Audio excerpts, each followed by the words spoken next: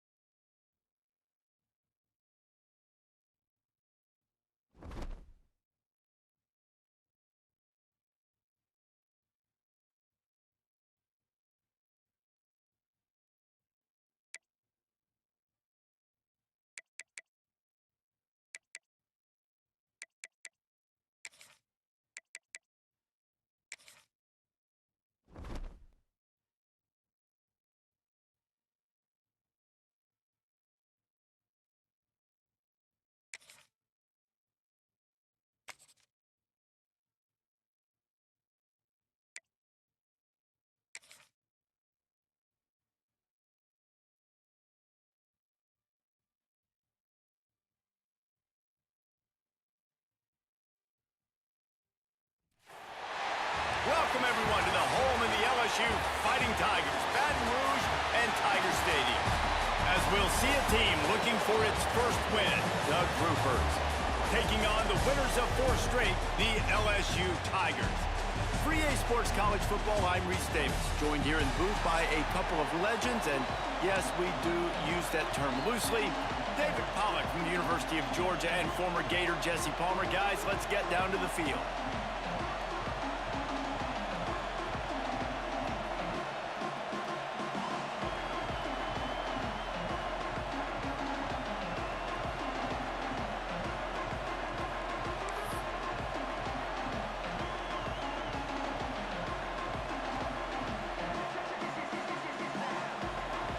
LSU ready to kick it away to get things started.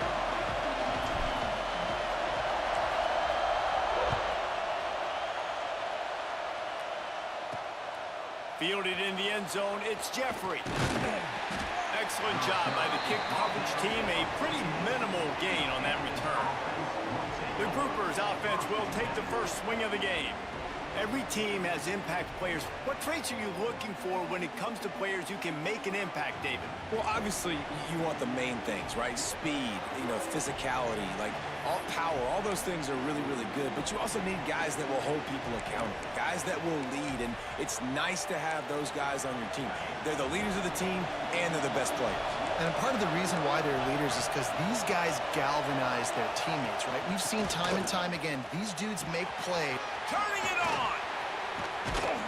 Building momentum, picking up a chunk of yardage, moving the chains out to the 34. And the Groupers just got that huge run. They love another explosive play. They'll run the option. And the defense holds firm. No pickup at all on that play. Phenomenal job by the defense that time, shutting down the option play. They knew they were going to see this in this game, and all week long in practice, they really focused on this assignment football, making sure the dive, the quarterback, the pitch, all taken away. Nowhere to go with the football that time offensively. The defense coming up with a huge negative play. You want to make sure to maximize those types of runs, and he gets it out to the 41. And you're seeing his dynamic ability to run the football that time on the option play. I know he doesn't pick up the first down, but that's still a good chunk of yardage, and the defense wasn't ready for it. Moving forward, expect the offense to go back to the option play again and see if someone will finally take the quarterback and force him to pitch it.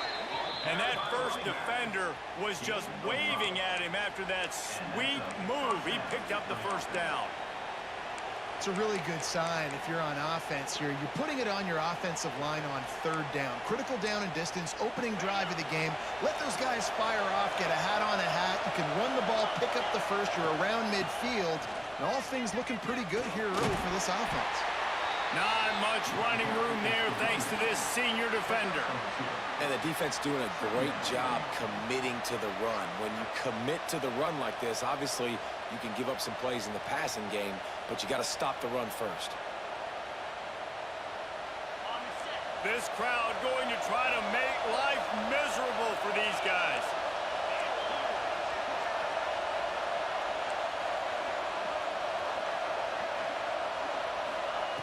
Got him looking run. He wants to throw.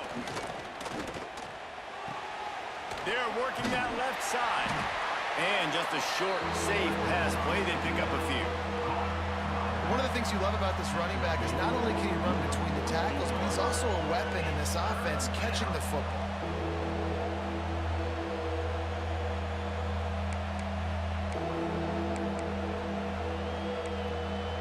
They are calling for their defense in Baton Rouge. A huge third down coming up.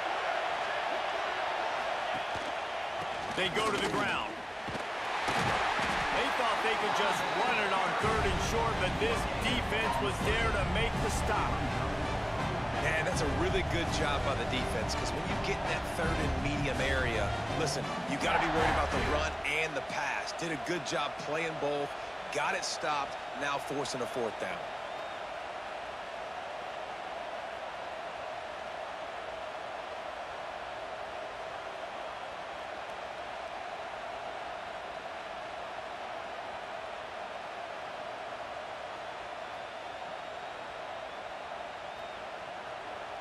The Groupers will try to pin them back with the punt.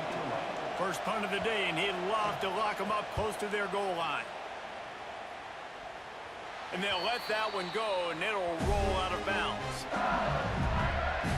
The LSU Tigers offense has its first opportunity of the day. And this running game might have a huge advantage when they get to the second level of this defense, David. Well, and this is a big challenge. Like, you're overmatched. You understand this guy is a top-shelf player, and And I'll be honest, this defense has kind of struggled a little bit this season, but this individual matchup, you got to get him on the ground. You got to find a way to corral him, slow him down. He can't be the game wrecker. If that's the case, it's going to be too easy for this offense. And if you're on offense, you got to be thinking, let's dominate in the trenches and let's get our star running back into the second level against this linebacker. We've got an athletic advantage at that position. So if we can free him up into the second level of this defense, make him make guys miss, those are going to be explosive plays for the offense.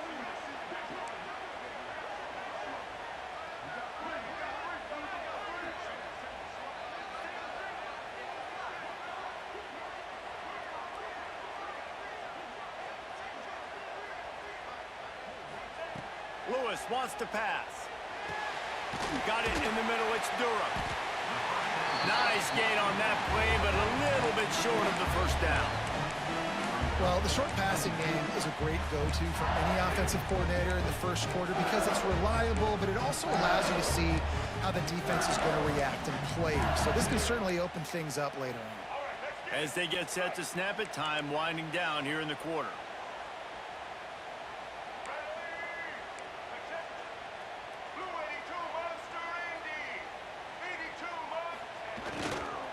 On the run, it's Durham. And that's the end of the line on that run, and it's the end of the line for the first quarter. Defense has dominated the early part of this game, and the stats point that out emphatically.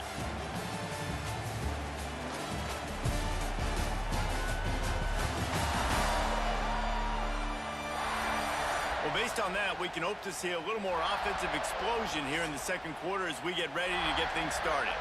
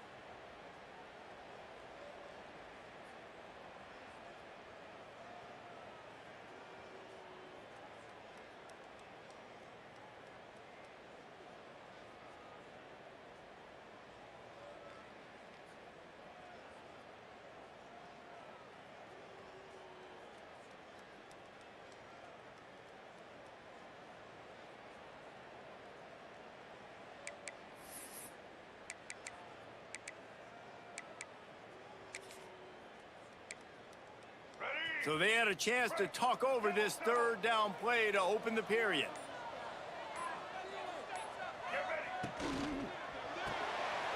Got it, looking for the first down.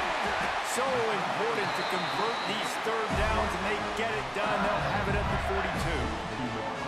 We asked earlier this week, who's your favorite receiver? And, of course, he said the open one. But we know who he really wants to go to on third down. The best one. I mean, I think the open one, obviously the politically correct answer, but you want to find the guy that you got that great chemistry with. You know exactly where he's going to be. You got that bond and that trust.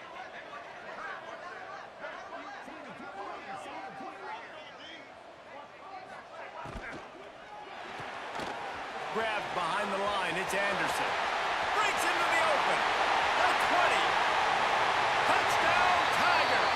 And once he found open space, the band might as well start playing. And he's off defenses, man, they've been struggling, and you've been waiting. Who's going to make the big play? They finally break through. They make the big explosive play, and maybe this is what they needed to get this offense rolling.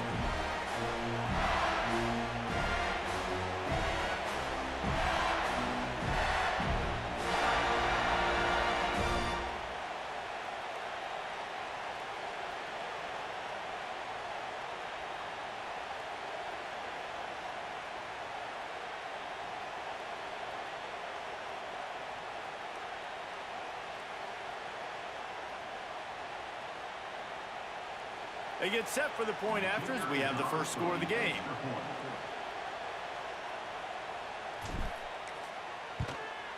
And the extra point is good, and it's 7-0. A very efficient 5-play scoring drive. And they finished it off on the ground with a 58-yarder for 6.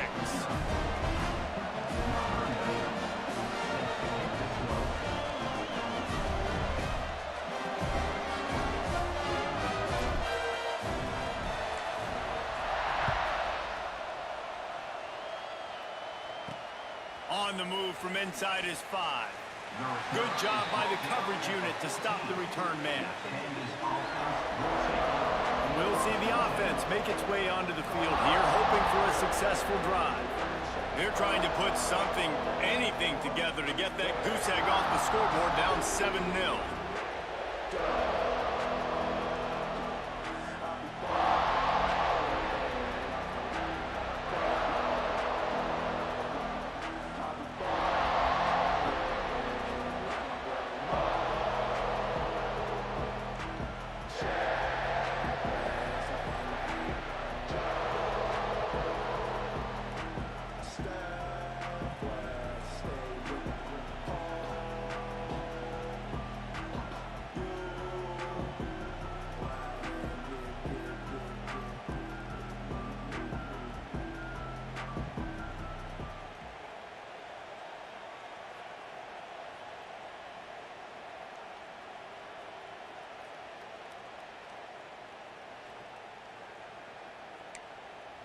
First snap of this drive will come from inside the 15 at their own 14-yard line.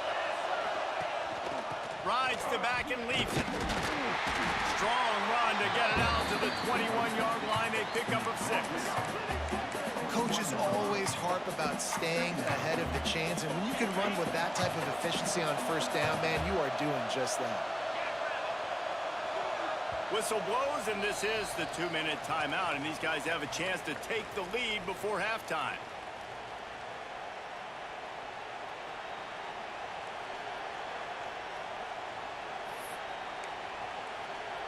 And the groupers in a good spot here with 2nd and short. Wide receiver comes in motion. Right back to it. That is a big win for this defense as they were right there as soon as he got the ball. Better get that seismograph ready here in Death Valley. Huge 3rd down coming. Caught behind the line. It's Parrish.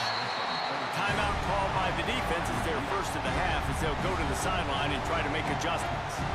You got to love that. On defense, one of the most critical statistics out there is how do you play on 3rd down? How do you prevent the opponent from keeping drives alive? Right there, tackling the catch. You gave up the completion. Whoop-de-doo. You set up 4th and long. You're going to get the ball back. Go get some water and celebrate.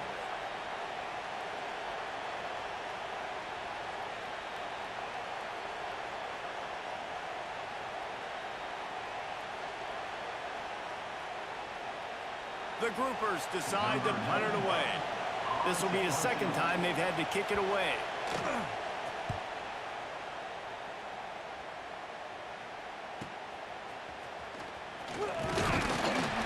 Little pressure on the coverage team there, and they'll stop him at the 47-yard line. The Bayou Bengals will run the offense out onto the field. And what a drive that was the last time they had it. Basically the length of the field. Much better starting point this time. Plenty of time to work, not any time to waste as they take over here in the final 2 minutes of the half. Gives it on the option. A solid pickup there before the defense is able to make the stop. LSU right back to the line.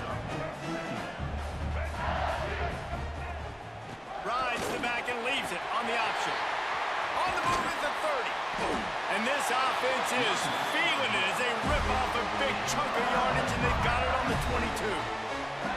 The Tigers come to the line after ripping off that huge gain on the ground, trying to keep it going. He wants to change this route.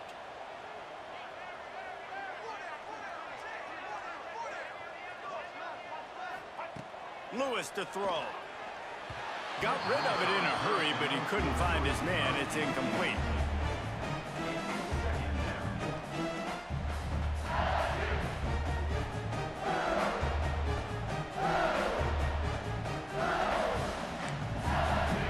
What will they dial up on 2nd and a long way to go? To the ground with the back. There he goes. He'll be run out of bounds at the 13. And a nice job by the running back, finding space, getting downhill, making the good run. Great job finishing with his pads. The give on the option. Gets it inside the 5, and now it'll be 1st and goal from the 4. We got a timeout here late in the first half, and they'll try to get more points on the board before the break.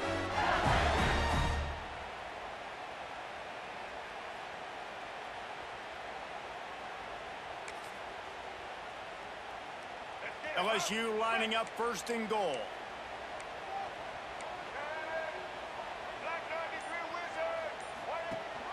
They'll try to get it in with the run. They'll knock him down for a loss of a couple. Quick timeout by the defense there, trying to make sure everyone has the same call. And this is an area of the field, man, who can be more physical. And you know I'm going to run the football a lot of times on these goal-to-go situations. 1st and goal, can I be physical? Can I get closer? The defense won that physical battle. Interested to see now if the offense thinks they can still run, or do they go to the passing game? And these little touch passes, man, they're just the easiest completions ever for quarterbacks. Palmer, I bet you would have loved being able to just flip it forward. That counts as to your completion percentage, which is good. And then it's all run after the catch, so pretty easy for a QB. You wouldn't have been the only All-American in this booth, David, if I were allowed to have push passes when I was playing quarterback. I'll tell you that. It is so hard to defend. It's so hard to seal that edge, especially when this guy's full speed ahead coming around the outside. Wide receiver going in motion. On 3rd and goal, they'll try to throw it in. Into the house. Touchdown, Tigers! And they trust their QB to execute like they have the whole first half, and he delivers, and they build on this lead and build their momentum going into halftime.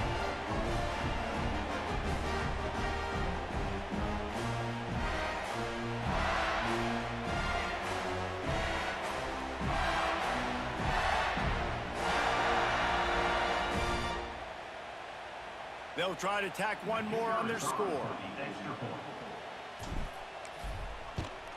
The kick is up and good, and put one more on the lead. Let's go to the studio now and check in with Kevin Connors. Kevin, what do you got? Hey, guys, let's take a look at what's happening in a great top 25 matchup. Missouri is just boat racing them right now, thanks to an offense that's putting up video game numbers. They're up 14 over Texas A&M. Implications galore inside the SEC, and we'll circle back if anything big should happen. Oh, and how about that? I know Kevin and those guys will be keeping an eye on it for us.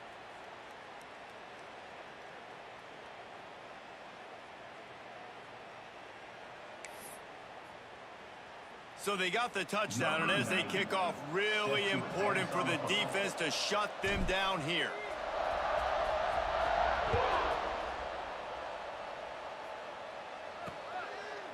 And he'll just take a knee, and this drive will start at the 25. So we'll see the offense on the field to start this drive. So late in the half, this is really an opportunity, David, maybe to swing the momentum in their favor. Dang right. There's no time to be concerned. If we're a little bit down, listen, I just think this is a point with the offense that they can prove. Like, we're here, we're going to create something now that we can build on in the second half. Coach, they've got the play bottle up, fumble, it's out. Bounced right back to them. Clock's running, and they'll try to get to the line, warp speed for 2nd down. Wants to throw, they'll have to be efficient against the clock.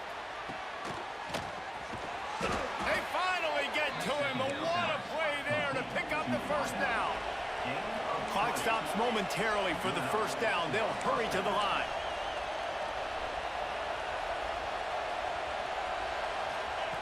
Wants to throw on first down. Forced out of the pocket. How about this sophomore stopping him short of the first down line? Just enough time to get off one more snap. Second down, they'll go to the air. Oh, they're after him. The pass falls incomplete, and that's how we'll finish this half. That's the end of the second quarter. That means it's time to join Kevin and our halftime update. Fellas, by the looks of things, we've had one enjoyable first half in Baton Rouge. And there's no more fitting place to begin than with this stud receiver and how he's dominated the first half. Some guys have the ability to elude and evade. This young man is a true three-level threat. Short passes, the intermediate game, and then the deep ball, he is a problem. And I don't think this defense has the solution. And with that, let's head back to Tiger Stadium in Baton Rouge.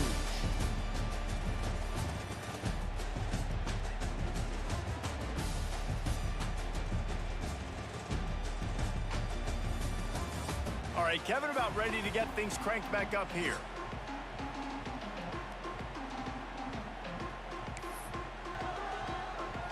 And the groupers will kick it off to start the second half.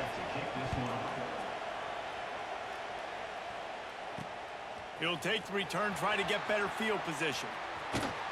And they'll get him on the ground as the offense comes out to start the next drive. LSU will dive into the playbook here on offense. This has been exactly the way you draw things up, David. The offense has really been moving the football. And it's been great execution. They've done exactly what they've wanted to do. Build the lead. Now Palmer's a different animal. Now you got to protect it. You can tell they were paying attention in practice this week in the film room because they have gone out every... He's looking deep. Pulls it in down the middle. He's loose down the middle. He's at the 10. Touchdown LSU. And once he found open space, the band might as well start playing. How efficient have they been as they extend this lead here in week 5? Aggressive, aggressive, aggressive, man. This offense does not want to waste any time. They try to score quickly. 3 passing touchdowns in this game.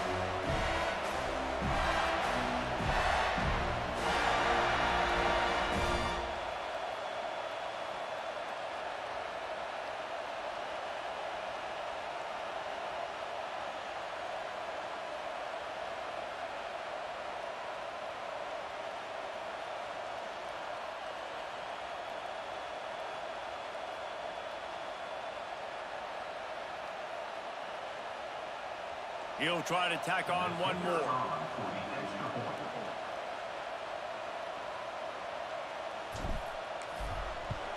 And the extra point is true, and the lead balloons to 21. That one's going to get a little star marked beside it on the play sheet. One play, explosive, touchdown, just like that.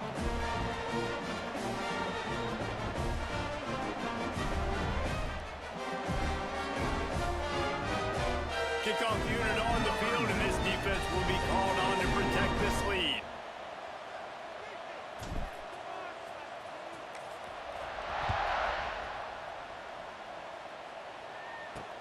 Here he comes from inside his own 5. And the coverage team gets the returner on the ground. They'll go back to work on offense. They're down by 21 points, but you get a touchdown here, and you do at least apply a little game pressure, Jesse. It's true. I think for them to get back in this one at this point now, they need the quarterback to play his best football. He's going to have to be good really pre-snap, David, making sure they're in the right looks, and he's got to be really good with his decision-making. He's got to be dialed in because defensively you're giving up points. So it's not like you have the luxury of your defense playing great.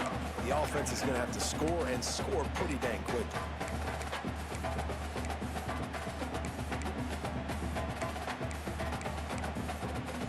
Didn't get much done on that first play of the drive. It's 2nd and 11. They'll try the run. He's going to lose a yard on that one. I gotta be honest, I am shocked at just how well the defense has played in this game, especially stopping the run. We talked about statistically how they've struggled this season, but they have put the clamps down in this one, and they're just playing with a ton of intensity. Gives it on the option. Jukes his way for more. They make the stop about 4 yards short of the first down. It's got to feel good as an offense knowing that early in the drive you could turn around, hand it off, get a push up front, and go get positive yardage.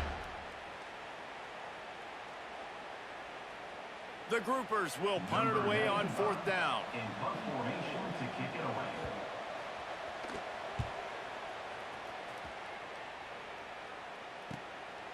Just needs a crack to get a return. He was working his way toward midfield, but they'll stop him at the 46-yard line. The Bayou Bengals will run the offense out onto the field. Boy, that last touchdown, the one-play quick strike score. Jesse, this offense hoping to keep that kind of explosiveness going. And I don't know if they're going to get the same looks defensively because of just how explosive that play was, Reese. David, they may be seeing a little bit more off coverage on this drive and maybe some softer boxes to run into. And when you make that... Oh, he's got some space. Really putting together a threat now. They get the first. It's at the 37. To be honest, I think the quarterback is a little bit surprised himself at the play call that came in that time. You've got a 3-possession lead here in the third quarter of this game. You're probably expecting some short throws, some runs. And this play caller is still asking for shot plays. And listen, you're the quarterback. You're happy to oblige. When you've got the playmakers you have offensively, just keep chucking them.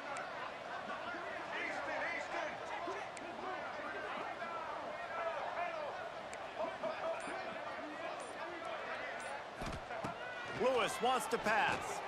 Trying to burn this defensive back. And he pulls it in inside the 15-yard line.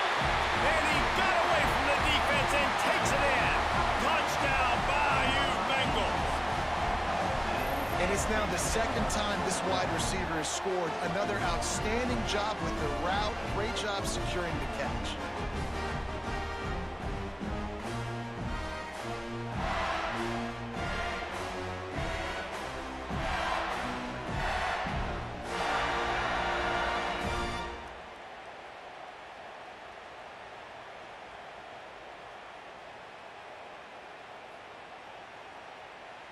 Ready to try the point after. On for the extra point. And the extra point makes it 28-0. This offense prides itself on going after you, and they did with that long touchdown pass to finish off a 2-play drive.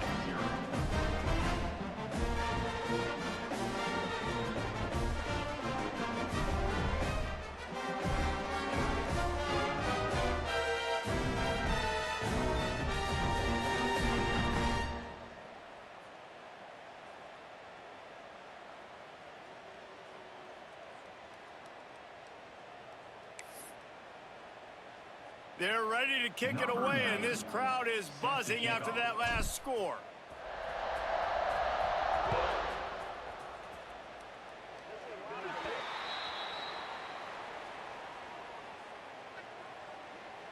Free kick out of bounds. Kicking team. Don't know if the defense will appreciate having to defend a short field from the start after that penalty.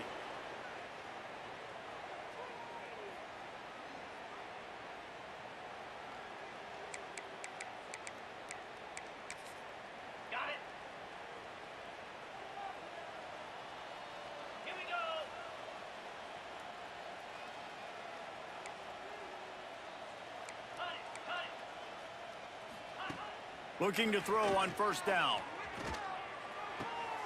Makes the grab on the left. And he's brought down after a nice gain.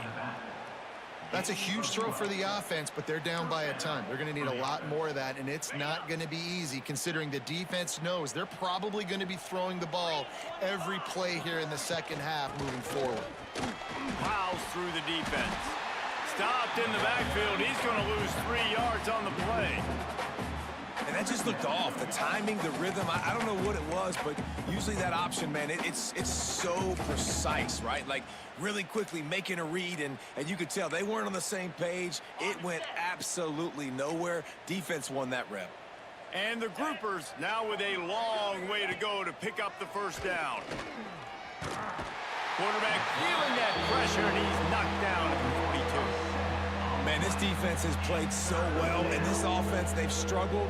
They haven't executed greatly. They're going to have to do it against a really good defense who continues to apply pressure. They got to find a way to protect their quarterback a little better.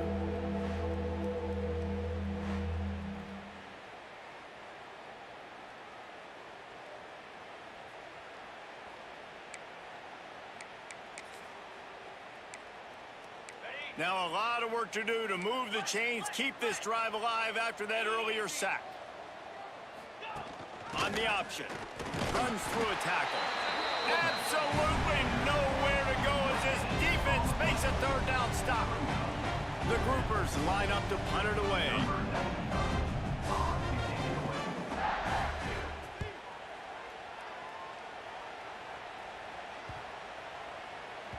Boy, they had a chance to track that thing down, but it bounces into the end zone for a touchback.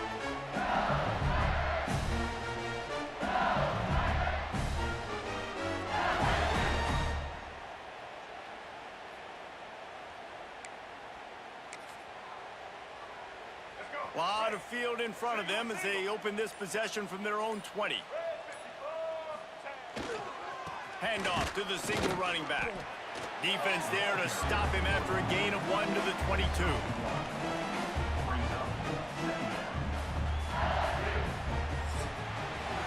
Guys, LSU has the lead here. And this beatdown is close to completion as we've reached the end of 3. Let's take a look at how we got here.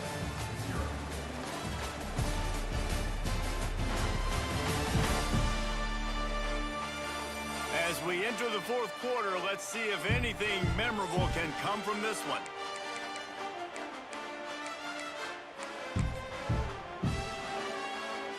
It'll be second down as we open the final stanza.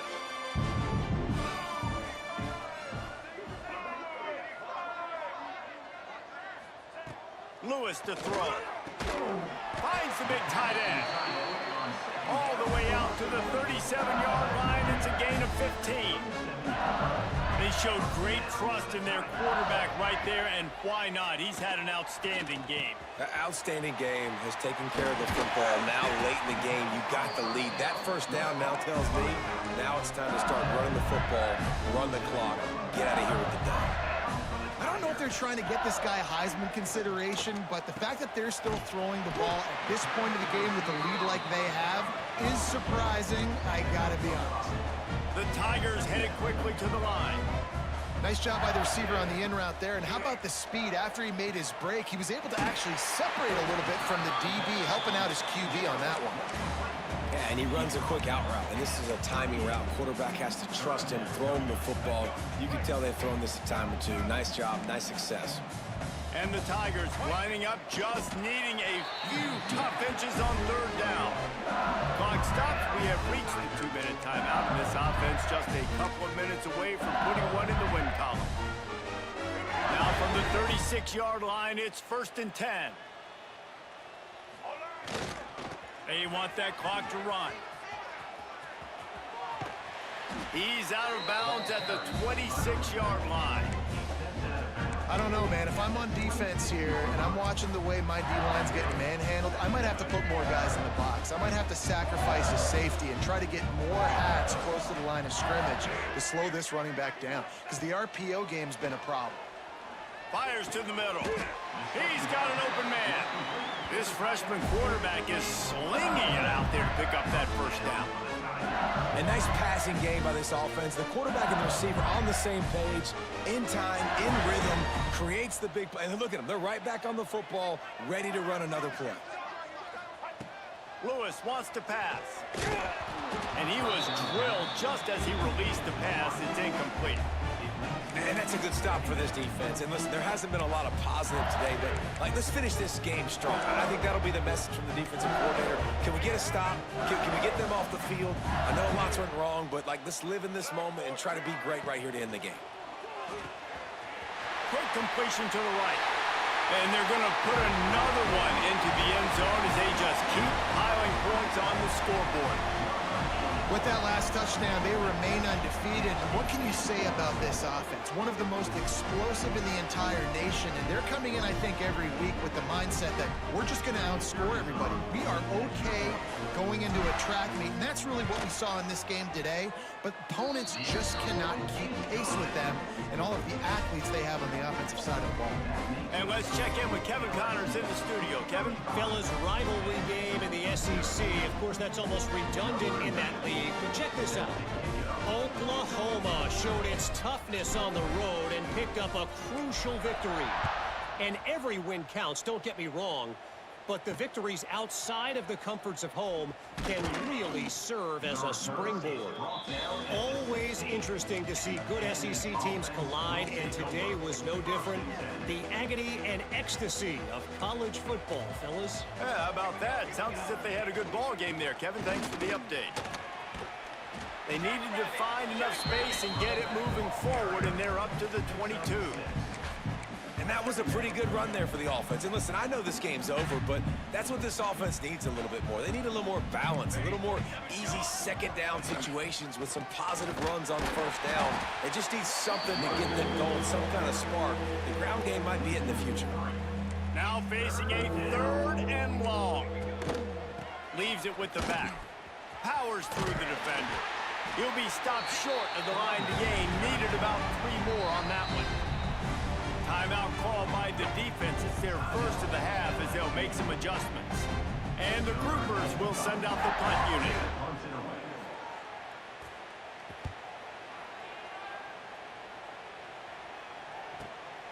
Secures it at the 30. And the returner will be knocked down. LSU will dive into the playbook here on offense.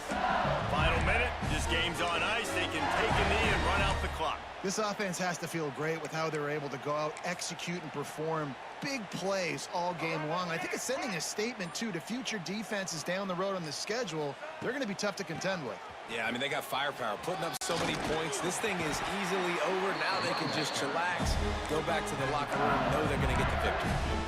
That is just demoralizing if you're on defense, right? You're down in the game. It's the 4th quarter. You know you need to get a stop, and you know they're going to run the ball, but you can't do anything about it. Using the back as a receiver on the screen. Now they're starting to feel it. They've got a first down at the 44. And, man, this quarterback has had a day with that pass. He goes over 300 yards on the day. Really nice job executing, putting up some yards today. Pretty good day for the young man. Now they've got it at the 44 on 1st and 10.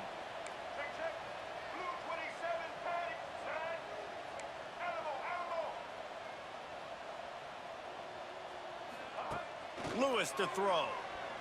He lobs one high down the left side. And he bats it away. It falls incomplete. And how about this offense? They're not worried about the clock. They're not worried about the score.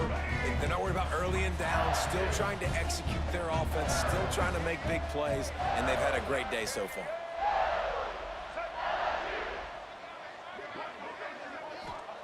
Going to sling it on 2nd down. A little screen to the running back. He almost picked up the first down on that one, but he'll be just a little bit short. The timeout stops the clock with 10 seconds to play. The Tigers are at the line looking to convert on 3rd and short.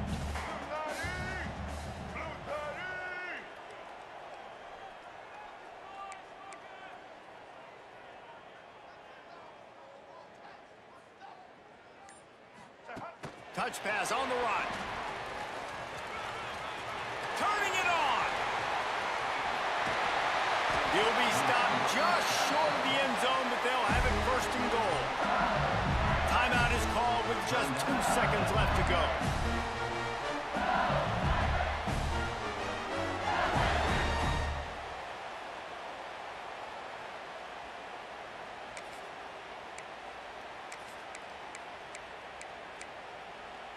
And after this play, the cake will be baked. Here we go.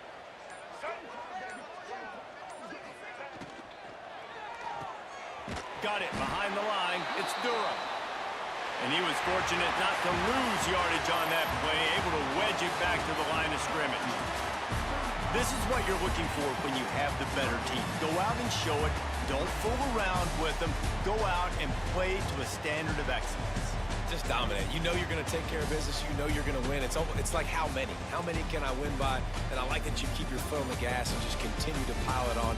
It's their job to stop you. Let them do their job. You just keep pouring on. It's not about the X's and the O's. It's the Jimmies and the Joes. This is why recruiting is so important in college football. They just had better players. More physical. They were faster, and it showed today. That's going to do it from here. For David Pollack and Jesse Palmer, I'm Reese Davis, and you've been watching another presentation of EA Sports College Football.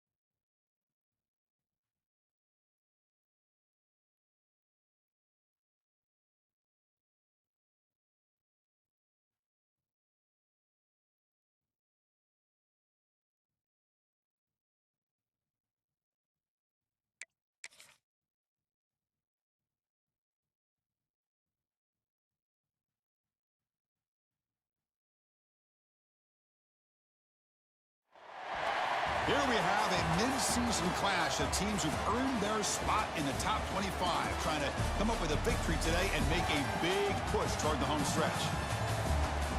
Welcome to Durham, North Carolina, Brooks Field at Wallace Wade Stadium, home of the Duke Blue Devils.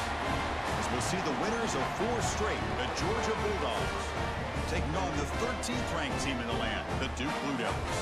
For EA Sports College Football, Chris Fowler, joined as always by Kirk Herbstreit. Kirk, let's get right to the action.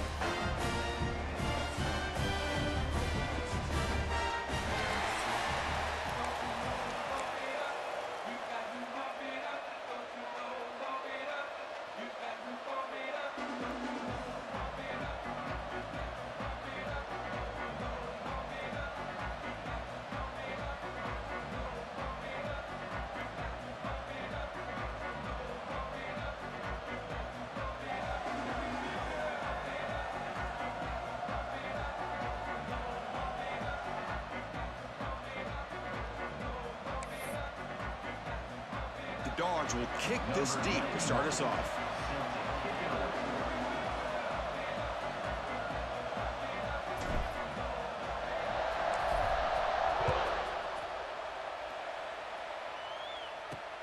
And is fielded. Returner trying to create a big play here.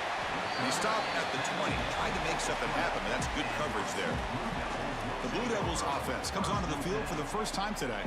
Got a wide receiver here, Kirk, coming off a career performance last game. He was really unstoppable, bouncing around all week, looking to build on that and do even better this time. Yeah, I think last week the thing that stood out when you looked at the film was he had a lot of one-on-one opportunities, and he made that defense really pay for it. Now it's a new week, new challenge. If I'm the defensive coordinator, I don't need this guy alone coming off of the game that he had last week. Let's see how they defend him and how this offense can respond. Pressure is coming. And it's incomplete. The defender arrived the same time as the football. And now it's second down. So an early season test for both teams, a top 25 matchup. Both trying to get off to a quick start here, Kirk, and set the tone for the rest of this one. Well, that's the beauty of these matchups early in the year. You're either going to come out fast or fall flat. And one of these teams will experience the latter.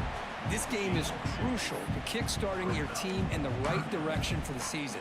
These kind of games create that type of momentum that they can carry with them on a week-to-week basis.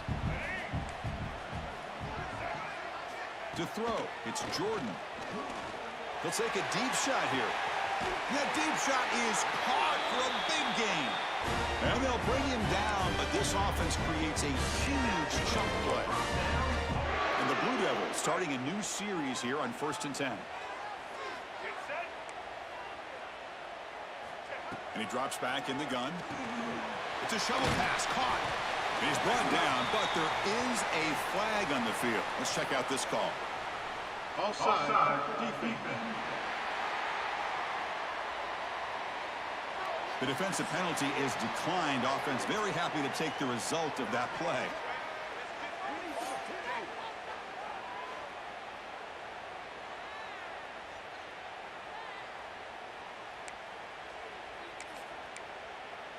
So the offense comes up now on 1st down thanks to that costly penalty. Play action here on 1st down.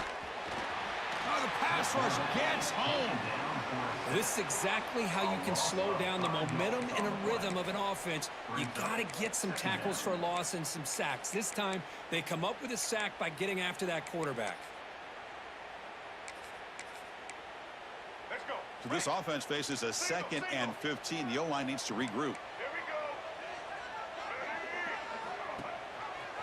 Quarterback pulls the ball. It's a keeper.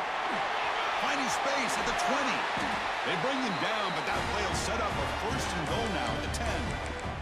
And that's what he likes to do. He knows he's a weapon out there, not just with his arm, but when he can pull it down on an option like this and pick up a big chunk of yards, it can leave any defense with their head spinning. The Blue Devils are in the red zone. The defense showing blitz here.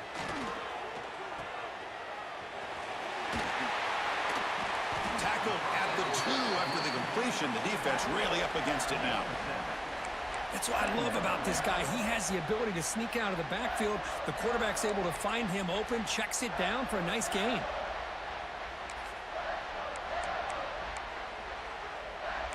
So here comes second down now. Every play important down here in the red zone. Shotgun formation. Here's an inside handoff. Slams right into a wall. They got him for a loss. Boy, this defense is stepping up here early in this game, really controlling the line of scrimmage. Just nowhere to go on this last play. And now we've got a third down, a big opportunity for this defense to get off the field. A play action, looking to throw. Bringing pressure.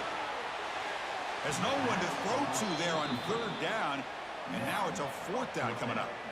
Well, it's decision time now, Chris. Fourth and short coming up, and you know they're thinking about going for this one. Likely looking at that play sheet and finding the go-to play that'll help them pick up this first down and keep this drive alive. They're thinking 6 points.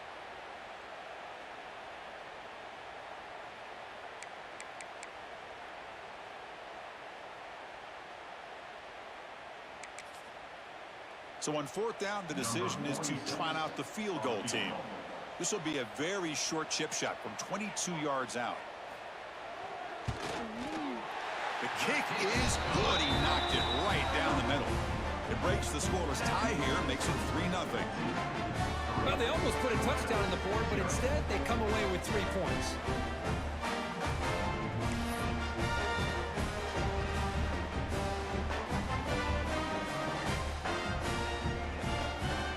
So after coming away with 3 in that drive, the kickoff team is out. Return starts from inside the 5.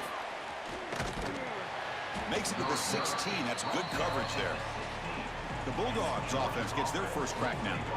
So here you go, an elite running back, Kirk, who's noticed on tape that the defensive front seven has struggled at times. He expects to have a big day. Yeah, I think he should expect to have a big day because if he gets to that second level of this defense, he can not only avoid these linebackers, he has the ability to accelerate and get to the end zone. So this defense better do a very good job of squeezing this running back or it could be a long day. Early movement there will cost the offense 5 yards. False start on offense.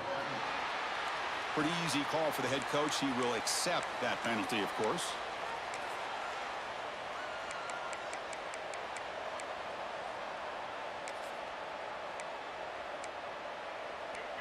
It's early, but this crowd is fired up. Listen to this noise here. This is going to be tough for the visitors today. Looking for a man. Grab down the middle. It's Smith.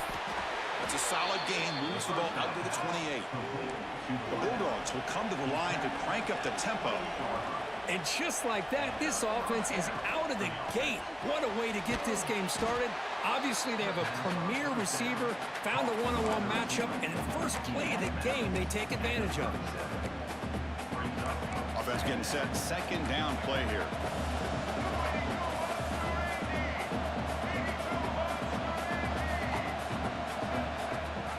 And the back gets the football. They finally make the stop right near midfield. It'll be first down. Chris, a really good job here by this back to be able to find that hole and pick up the yards for this first down. And, boy, Georgia's had some good backs over the years, and this young man is living up to that tradition today.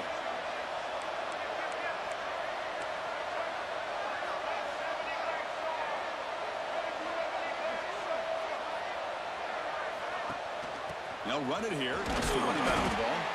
The junior able to bring him down quickly. Offense coming to the line. They might have a chance for a couple more plays before we reach the end of the quarter. Quarterback wants to throw it on second down. It's incomplete. He took a hit as he threw the football, and it brings up a third down. Boy, that pass rush got in there in a hurry. Great job by this defense of disrupting the rhythm and timing between the quarterback and the receivers. Drops back, needing a third down completion here. Caught over the middle. It's Smith. And they finally get him down, but a huge gain to wrap up this first quarter. And through one quarter, it's been a duel of big-time receivers showing out early in this one.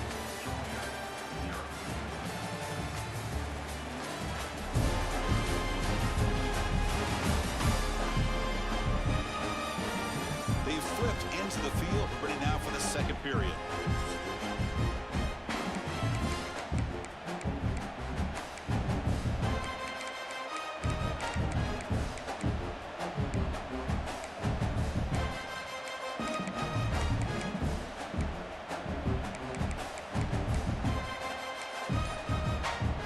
So here we go, first play of the quarter. The offense has a first down.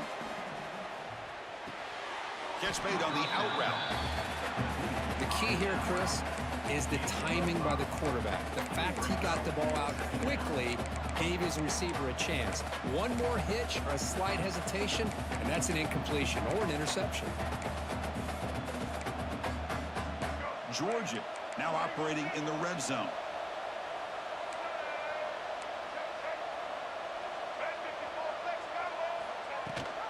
And they'll give it to the back.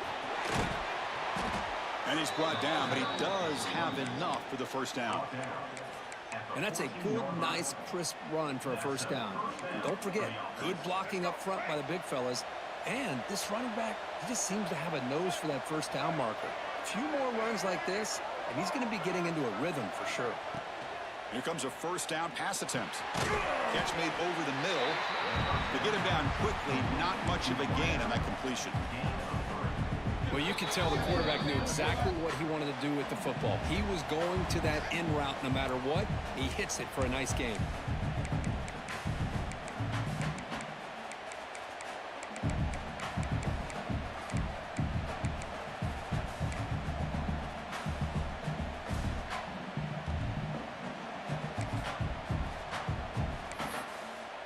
Coming to the line on second down. This is important. They want to avoid a third and long.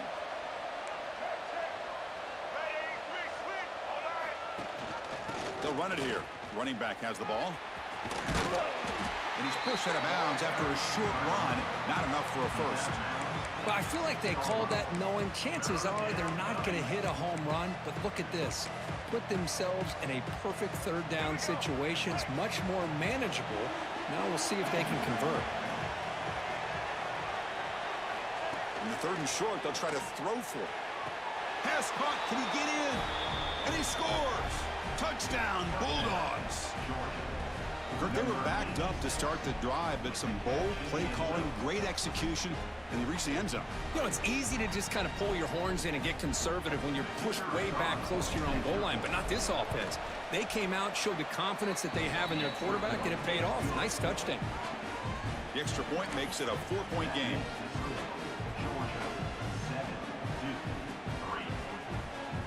Got momentum after scoring that touchdown. Now the kickoff team out there to kick it away.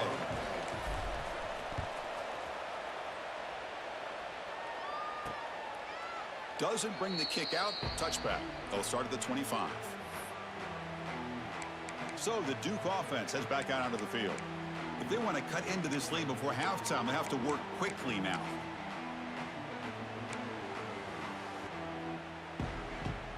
So the first play of the drive here coming up, less than 2 minutes left on the clock. Looking downfield, it's Jordan. Lets it go quickly.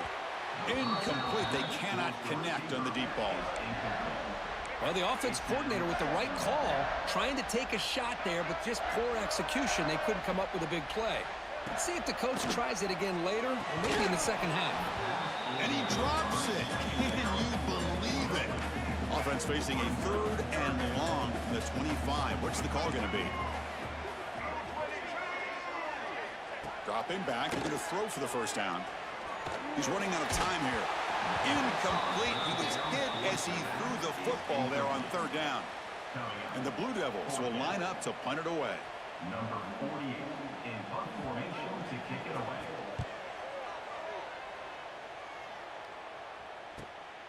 We'll see if he can make a play on this return. They finally get him down, but that's a solid return. Good work by the return man.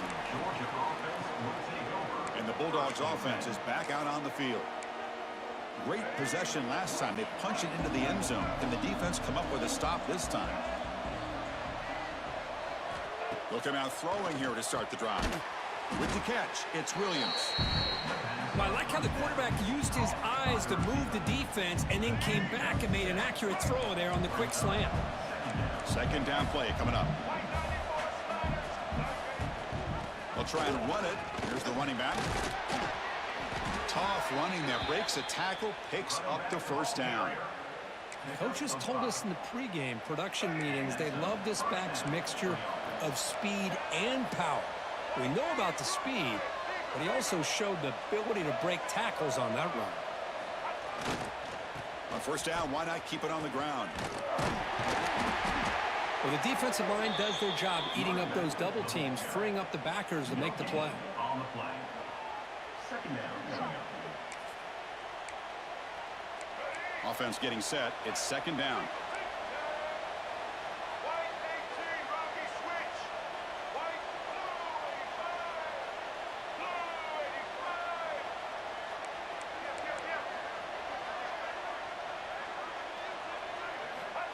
And he'll set up to throw. And he dumps it off to the tight end. Heads out of bounds as a short gain on the play. That's what makes this tight end so dangerous. You can flex him out into that slot position. He shows you his versatility. He can be an inline guy that can block, but here he shows you what he can do with his hands.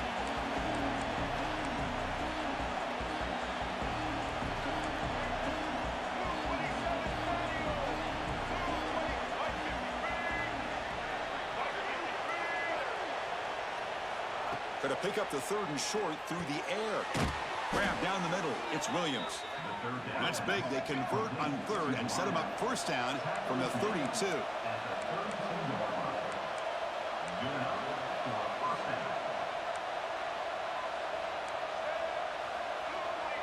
Quarterback appears to be changing the play. Looking to throw it on first down. It's an out route. The catch made. And he's out of bounds after gaining decent yardage. Chris, I think you got to give all the credit to the wide receiver here. Man-to-man coverage on an out route. That is a tough ask. Good inside move on the stem to separate from the defender, and a great throw by the quarterback near the sideline.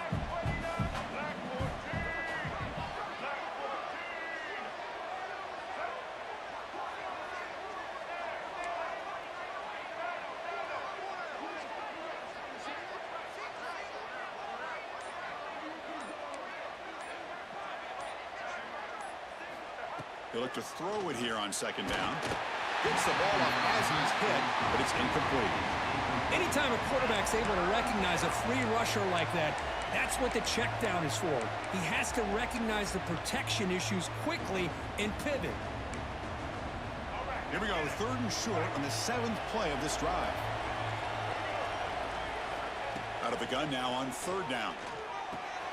Nice grab. It's Brown. They make the tackle, but that's enough to set him up first down at the 15. So the offense calls a timeout here. That's their first of the half. What a huge third down conversion here for this offense. Nice job of being able to give the quarterback enough time. He finds the matchup that he wants, gets it to his man, and he does the rest.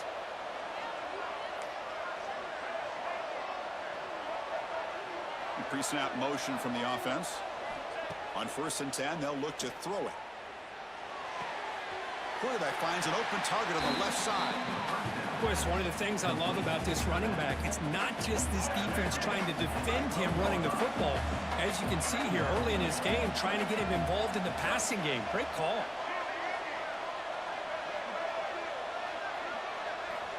Looking to pass here on second down. Quarterback looks to his right and finds his man. Brought down at the 7. The completion moves him closer to the goal line. Timeout is called to talk strategy. Time for just 1 or 2 plays here before halftime.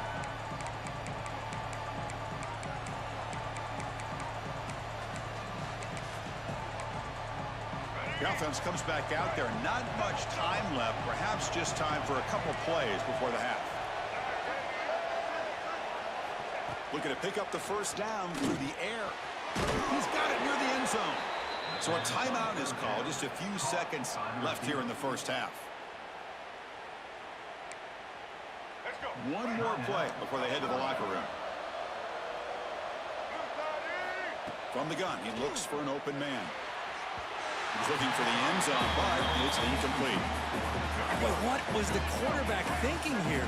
You're inside the 10-yard line. You got a chance to put points up on the board. You can't just randomly throw the ball in. He makes the grab in the end zone. Touchdown, Dogs. I'll tell you what, in this first half, this quarterback seems to be making all the right reads and showing the accuracy that he's shown all year long. Outstanding pass, great conversion. They put 6 more on the board. Extra point makes the lead 11. So an important touchdown just before halftime. Not much time for the opposing offense to try to answer before the break. So no return here. He takes a knee in the end zone, and they'll begin the drive at the 25.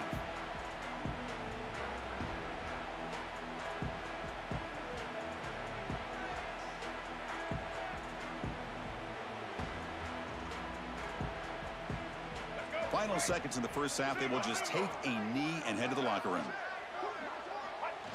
Looks like the offense content to run the clock out here and go to halftime. Talk about the second half.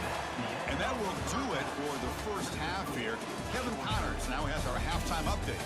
Gentlemen, you've had yourselves a superb broadcast so far today in Durham. And a lot of coaches will say limiting the big plays and maybe hitting on a few yourself is key. But I'm more of a move the chains guy. Give me efficiency every day of the week and twice on Saturday. The offensive unit that subscribes to the less is more philosophy might be the one that leaves here today with a big fat W. And on that note, time to throw it back to our guys at the stadium. All right, Kevin, thank you. We appreciate the breakdown.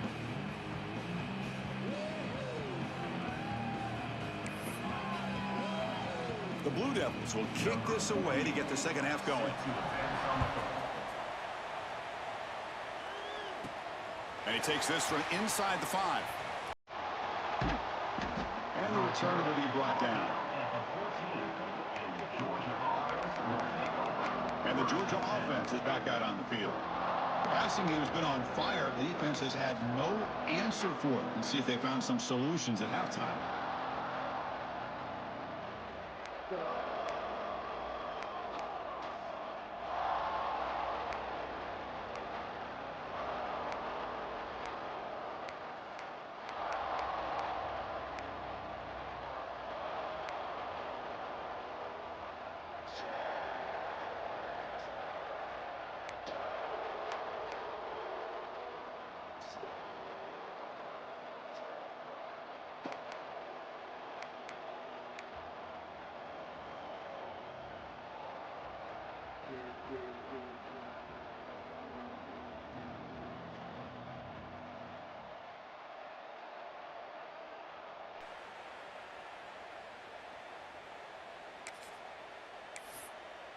Here's the first play of the drive now. They're backed up at their own 14.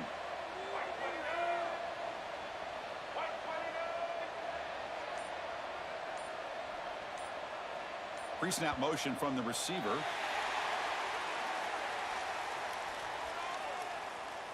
False start on offense. And the head coach will decide to accept the penalty and take the yardage.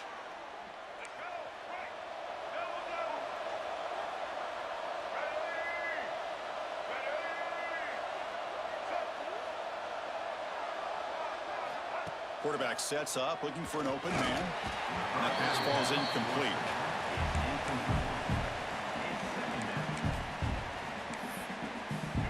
Second down after that previous play.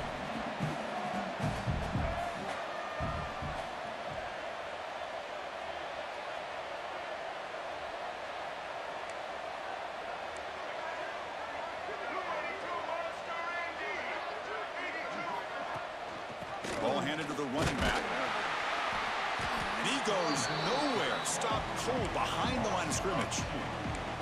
And they don't block the defensive end, who shows some quickness, Kirk, getting around the edge that time.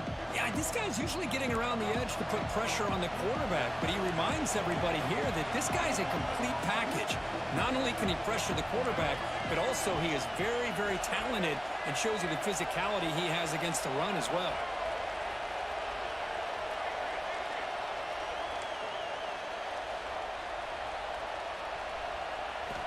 Now in third and very long, looking to throw. Wide open downfield. The tackle made, but the sophomore quarterback showing us the arm strength. And the Bulldogs looking to use the up-tempo offense here. And looking to throw now on first down. Physical defending. That one falls incomplete. Brings up second down. You get a tight end like this, and you know he's used to dishing out the punishment, but here, he's the one that has to absorb the contact, and as a result, he's unable to hold on to the football.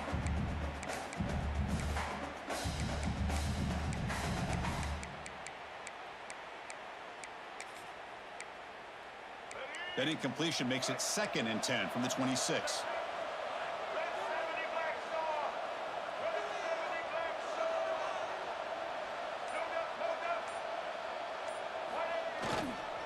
He'll hand it off. The pickup is just 3 yards. Now it's 3rd down and 7. Chris, you know, the spread era over the years has always grown offensively, but what I've been always impressed with the defenses that really build their defense to play in space still have an ability to be sound at the line of scrimmage and defend a running game. It's exactly what we saw right there. So it's 3rd and long from the 29. Defense figures to bring pressure here.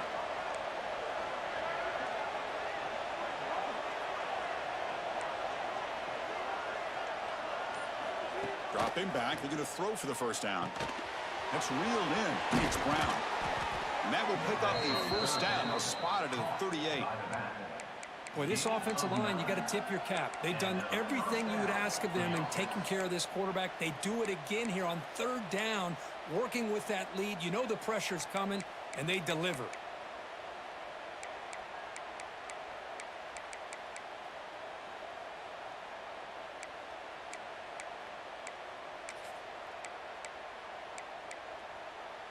The Dogs are looking to keep this drive going.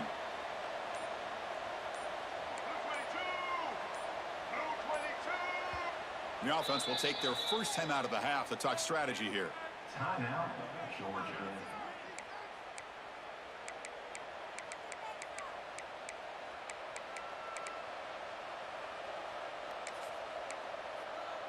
Georgia setting up for the 1st and 10 now.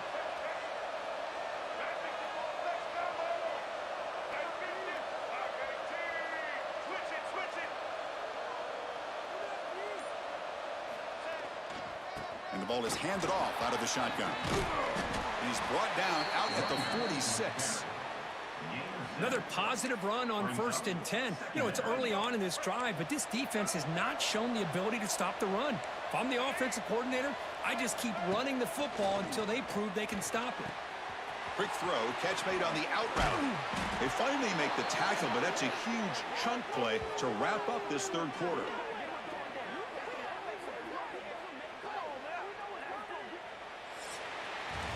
Well, Kirk, it's Georgia on top so far. We've reached the end of 3. Time is running out to cut into the lead. Let's take a look at the game stats before we move on.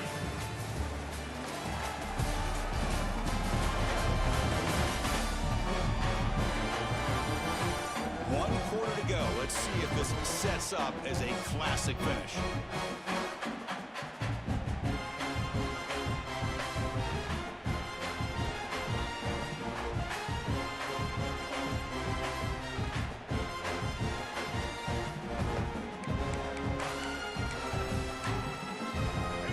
To start the quarter, offense getting set to run a first down play.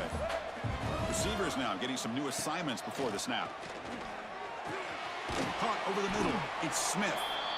And now it's the defense that calls timeout here, trying to get organized and preserve as much clock as possible.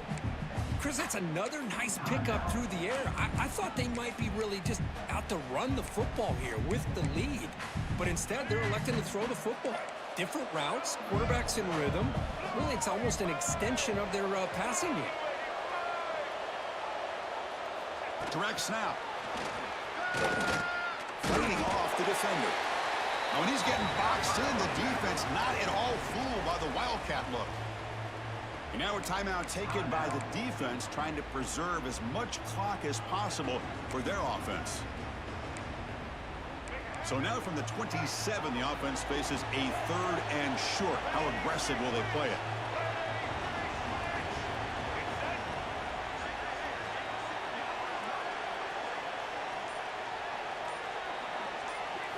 Looking to throw again. Receiver makes the grab.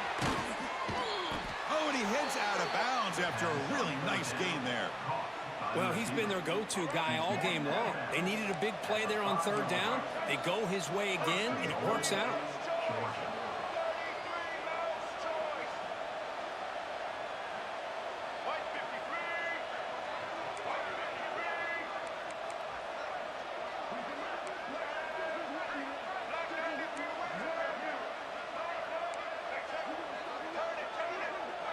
Offense flinching before the snap. That'll cost him 5. False start on offense. Pretty easy call for the head coach. He will accept that penalty, of course. The Dogs looking to cap the drive here. It's 1st and goal.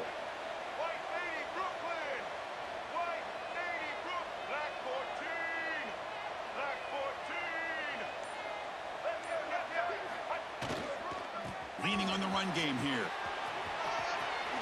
And they finally stop him at the 3. The offense really threatening now. And now it's the defense that calls timeout here, trying to get organized and preserve as much clock as possible. We'll see if the offense can punch it in on 2nd and goal. There's the snap. Quarterback setting up the throw. And it's intercepted with a desperation throw here. He's brought down quickly, but that takeaway is a huge play for this defense. All right, so it's 1st and 10 from their own yard line. A dangerous place on the field. Are they going to run the ball to get some breathing room or be more aggressive? That was a nice juke, but not much room to run. He's brought down for a short gain. And the Blue Devils looking to run some tempo here. This offense is known for that up-tempo approach. The defense has got to make their calls and get adjusted and ready to play. This one ends up a safety.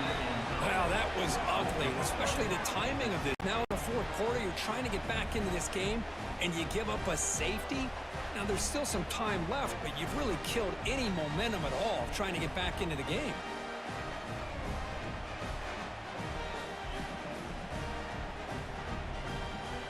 So after giving up the safety, here's the free kick.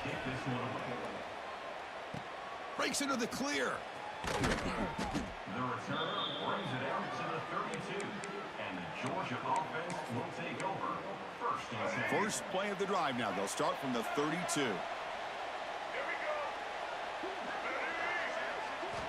On 1st and 10, looking to throw. Oh, it's incomplete. It was right in his hands, and he dropped it. Boy, if he just would have been able to catch the ball in this drag route, there's a ton of space ahead of him. It's an unfortunate drop here for the offense. Offense lines up for a 2nd down play off the incompletion. And they'll run it. Hand it off to the running back. That's a stop behind the line of scrimmage. They've got him for a 3-yard loss. It's the 2-minute timeout as the offense continues to try to work the clock and secure an impressive victory here today.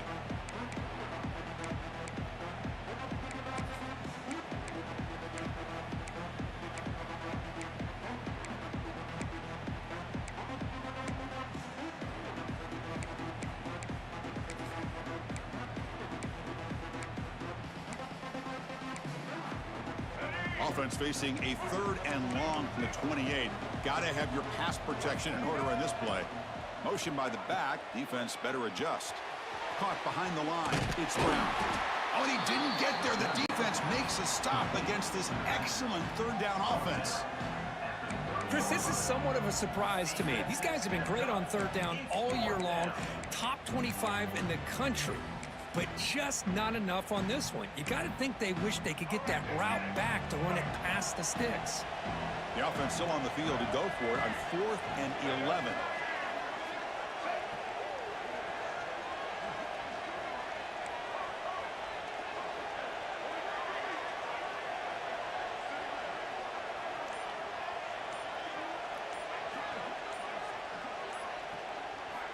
Here's the snap, looking to throw. Grab down the middle. It's Williams. Tackle's made, but not before he makes the 43-yard line. This drive is going now. Risky call here by this offense. I thought the quarterback might wait a little bit longer for him to take his route beyond the sticks, but he gets the ball out of his hands, and how about the job by this receiver to fight for that first down?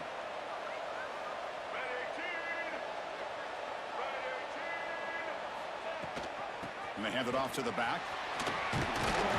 Has the first down and more. He made the tackle, but this offense has crossed midfield. Set up with a first down at the 47. Georgia getting set with a 1st and 10 now.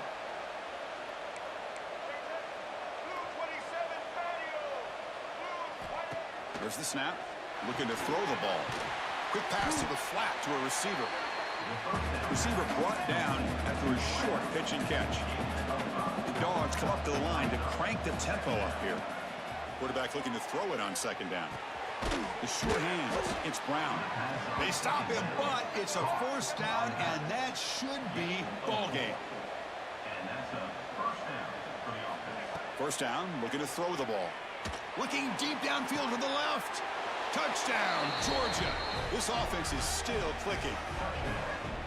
You know, coaches love to see a football team that doesn't get caught up in the scoreboard. They're just out executing and doing what needs to be done.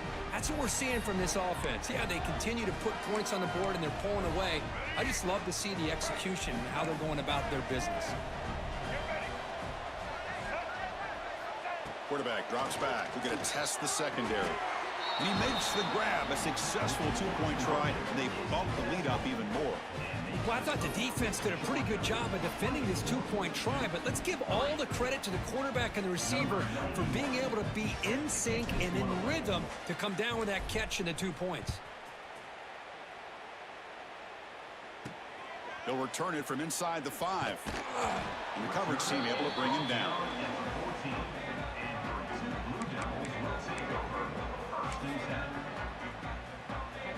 Here's the first play of the drive now. They're backed up at their own 14. The offense bracing here for a heavy blitz. Scanning the field. It's Jordan. Close to the tight end. Finds a man downfield. That's a big gain to the right.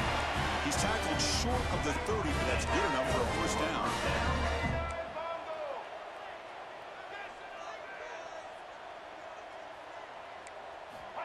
Looking for a receiver. Fires it to the wideout. Finds a man to the left. Big catch downfield. They stop him out at the 42. That's a solid gain, getting closer to midfield. This is an impressive performance. They played a good football team here today, Kirk, but they just dragged them behind the woodshed and dominated from the start. This is going to catch people's attention. Yeah, I think most people are going to be in awe when they look at the results of this game. Unbelievable job by this team, dealing with the expectations, the pressure, and as you said, playing a good team. This was a big-time win and an opportunity to really continue to move up. And that's going to wrap it up. For Kirk Herbstreit, I'm Chris Fowler. This has been another presentation of EA Sports College Football.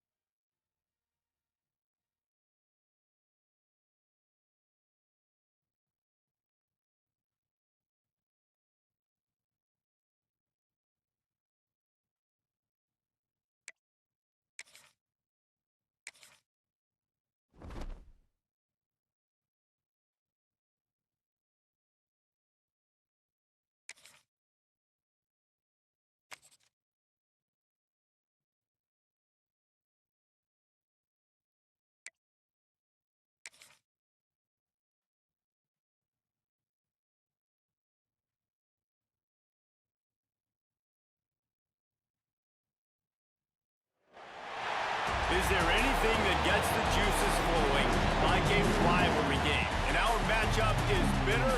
It has barbs and shots thrown on and off the field over the years. Glad to have you with us from the original Cotton Bowl located on the fairgrounds in the heart of Dallas, Texas. As we'll see a squad from the SEC, the Oklahoma Sooners, taking on a team from the playoff a year ago, the Texas Longhorns. For EA Sports College Football, Reese Davis with you alongside David Pollack and Jesse Palmer. And guys, can't wait to get this one started.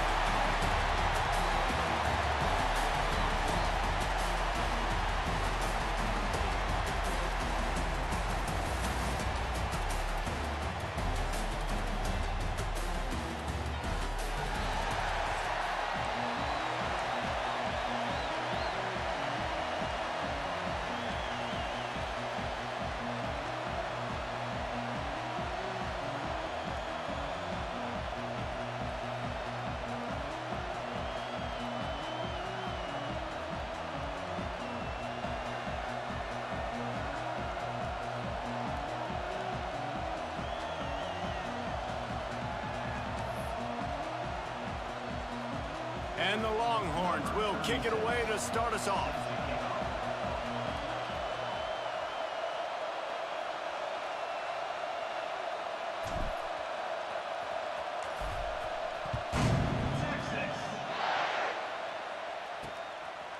And it'll be a touchback. The ball will come out to the 25-yard line. So Oklahoma's offense will have the first crack at it in this one. You go back over the history of this rivalry, and there's certainly been close games, but there have also been a large number of blowouts, and we had one last year for the Horns, David. And I think as a Texas fan, you better understand that, because when you win big the year before, OU is going to come out with their hair on fire, Jesse, ready to make a statement. When I think back to last year's game, the thing that impressed me so much about Texas was that they stepped up and brought their A-game to the ballpark in the Red River rivalry, one of the biggest games of the year. Let's see who's going to step up in this one today.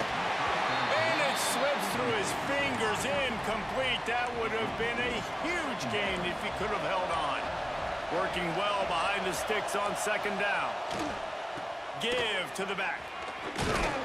He is going nowhere. Stop at the line of scrimmage. You gotta have that defense you know you can go to in running situations. Your base defense where you say, okay, this is where I'm gonna start, and I'm gonna stop the run, stuff it up front.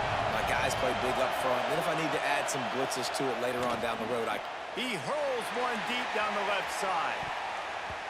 And they wanted it all on third down, but now dealing with fourth down. Well, you knew you were going to see it in this game, throwing the go route to one of the fastest players in all of college football. This receiver strikes fear in the heart of every defense because he's got elite track speed. He's going to blow the combine up in the 40-yard dash because of his wheels. Not able to connect with the quarterback on that one, but you know he has the defense's attention. Wants to bring it back. Coverage team gets the job done, and they'll mark him down at the 38-yard line. So Texas's offense has the ball for the first time. And David, if you like big plays, and I know you do, and highlight real catches, and I know you do, we've got a guy for you on this offense. Man, it's so fun to watch him, not for defensive coordinators and defensive players, but this is a guy that can make plays all over the field. He will be highlighted, just the speed, the playmaking, the catching ability. Jesse, he will make plays early and often. Man, it is so nice as a quarterback when you have a guy like that. Pressure is on the way, and the pressure has arrived, and down he goes at the 30. They'll tell you that somebody's always going to pop open, but it didn't happen in time before they got the sack. No, it did not. And you know what? I'm going to remember this. I'm going to remember zone defense. They didn't really have an answer. They weren't ready to get rid of the football. Quarterback hesitated. I got to him and got him on the ground. Might be a good call later on in the game. Good, solid tackle.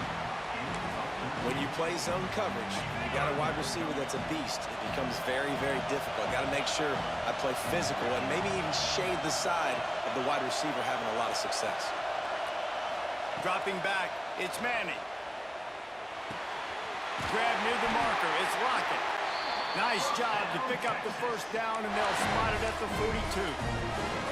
Well, we know this guy is special, and because of that, his to him on critical down and distances there on that third down, there was no question. It wouldn't have mattered if he was single covered, double covered, man, zone. That's where he was going with it, and the big-time playmaker outside picks up the first.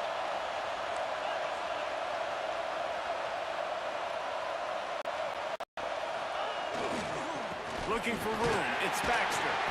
A 7-yard pickup. It'll be 2nd and 3. And winning first downs is a priority for a defense, and you can't get bludgeoned. You can't get physically beat at the point of attack. You know the percentages. It's usually pretty good on first down that they're going to run the football. So them getting that big chunk, getting in 2nd and short, not a good job by this defense. The Longhorns in the hurry-up. Most offensive coordinators want to be really aggressive on 2nd and short. And I love the quarterback here. He drops back the pass thinking being aggressive. Throws toward the end zone. And he's got it! Touchdown, Longhorns! And it feels good to land that first big punch against a rival, doesn't it? No doubt. In a game like this, too, you just want to be executing at a high level early. So, David, that's got to feel great getting on the board first. And settles everyone down. All the nerves, all the emotion of this rivalry game. Now everybody can kind of settle in because you know you already got a touchdown on the board.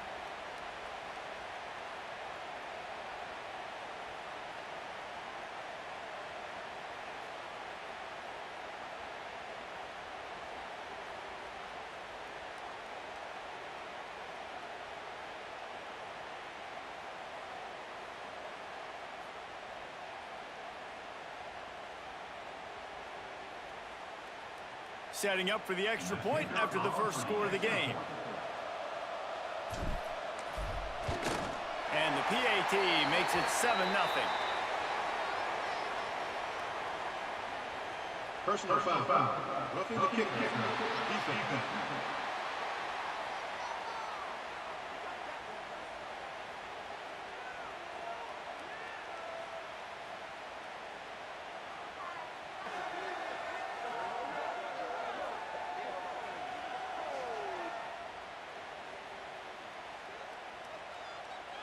The officials offer the deal, and the coach accepts it. They will take the penalty.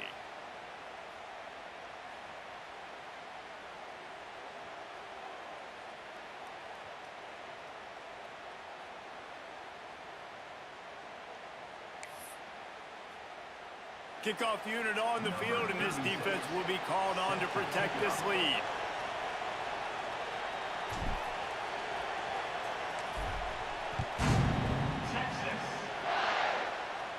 If you can do that, I don't know why you don't do it every time. Reduce the risk. Banged it out of the back of the end zone. They'll put it in play at the 25. The drive starts from their own 25-yard line. Off the play fake on first down. He tries to take the top off. Finds a spot down the gut of the knee. And they are pushing the ball down the field. A big pickup on that one, and the tackle is finally made. They'll move the wide receiver. From the gun, running back on the move. Productive 4-yard gain there on the ground as he gets it down to the 31. And here comes the offense on second down. Leaves it with the back. And he's brought down after a solid gain, and we are done in the first quarter. Guys, it is Texas who holds the lead. And after that first quarter, let's see if these guys can get back in the game in the second.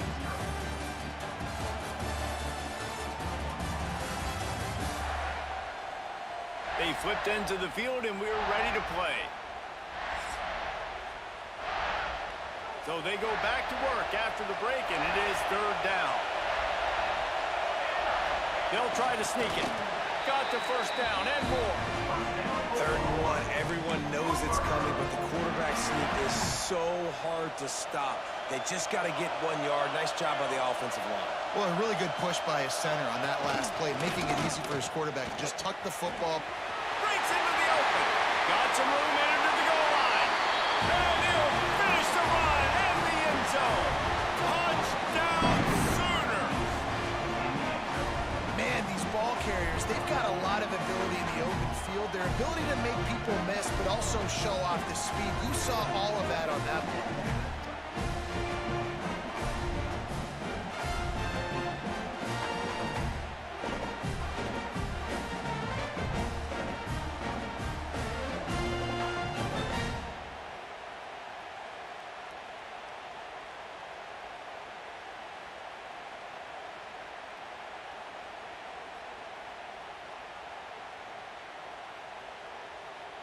The extra point here would tie the game. And he makes the extra point. We check in with Kevin Connors. What's going on, Kevin? Hey, guys, let's take a look at what's happening in a great top 25 matchup. Washington has the lead right now. Feels like we've heard the air raid sirens a few times today, but they haven't been able to pull away.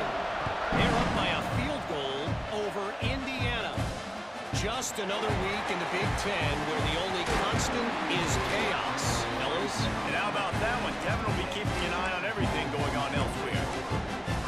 So now the Longhorns take over and they'll send out the offense. Man, what a drive last time for the touchdown. That passing attack was lethal, David. Yeah, and you know, you hear all these stupid commentators like me and Jesse talking about create balance, run and pass. No, when you throw that good, spin the ball around. So the defense has to find a way to affect the quarterback on this drive because last drive he had way too much time to throw. The Longhorns can really attack on this second and short. Catch in the middle, it's Lockett. Gets it out to the 38-yard line after picking up 10 on that one. It's 1st and 10 from the 38-yard line. Offense changing the play. Looking for a man. It's Manning. That's reeled in. It's Lockett. In a competitive conference like the SEC, you just can't afford to start 0-1 if you want to chase a championship. Really important to get off to a good start. No doubt, in the SEC, you've got to set the tone early. It's all about creating momentum out of the gate. Both of these teams had this game circled all offseason, David. They know what's riding on the line. Yeah, so much riding on the line. Who gets to Atlanta down the road? Bragging rights, recruiting rights, all this stuff. Once you get in conference play, it means a lot every single week. Takes the handoff. It's Clark. They'll finally drag him down, but not before he gets it to the 40, and it's a first down. As a defense, you can have the right call and the right guy in the right spot. But that guy's just too good. And how about the running back on that play? Just making it happen, breaking off the huge gain. It's tough to get these guys on the ground. And the Longhorns will snap it on 1st and 10. Rides the back on the option to give. And he has a solid gain before the defense bottles him up. And I kind of like how the running back didn't mess around. Like, just get downhill when you see an opening. A lot of times they close so fast, man. Be decisive, stick your foot in the ground, pick up 3 to 4, and we are not going to complain. Rides the back and leaves it. There he goes. Now he's got it all the way down to the 21-yard line, and they are threatening on 1st down. And a great job by the offensive line. If you're going to run the ball right at the middle, you better control the line of scrimmage. You can see the center, the guard, the tackles doing a good job getting on their guys just enough where this running back can get into space and make the big gain.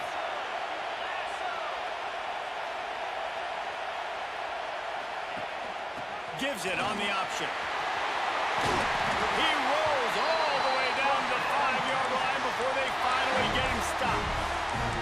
First down, physicality wins football games. Being able to run the football and create balance. And right here, just choose up another first down.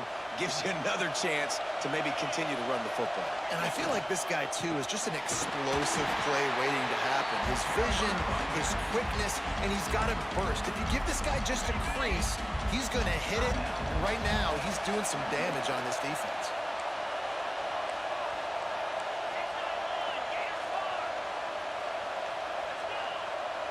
Looking downfield, it's Manning.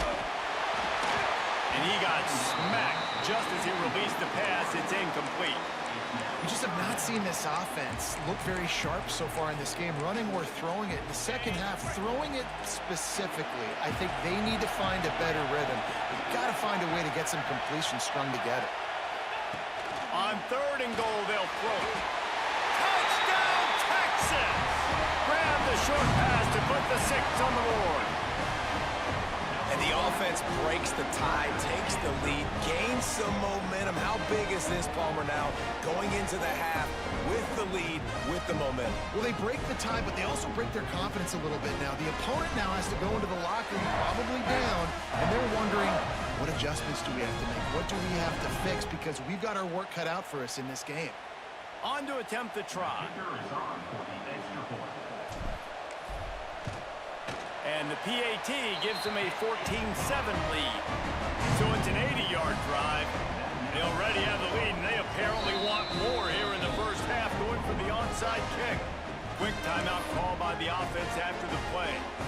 So here comes the kickoff after the touchdown, and the last thing you need right before the half is to give up a big return.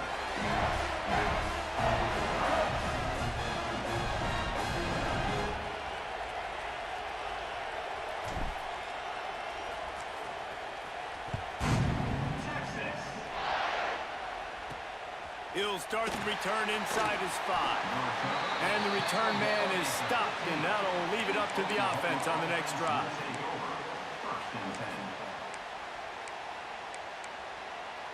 So let's see how they play it in this final 30 seconds of the first half.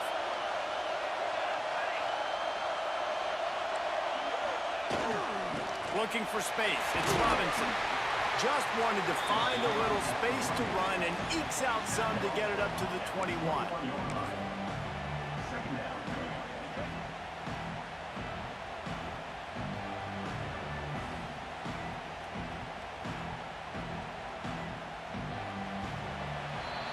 First half in the books. Time now to join Kevin Connors in our halftime update.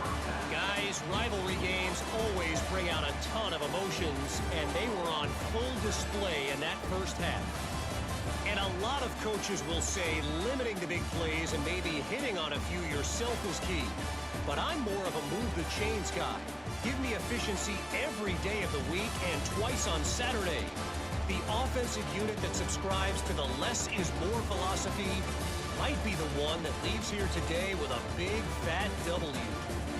That said, let's get back to the field and our guys in the booth to see who comes out on top of this rivalry contest. Thanks for that halftime report, Kevin.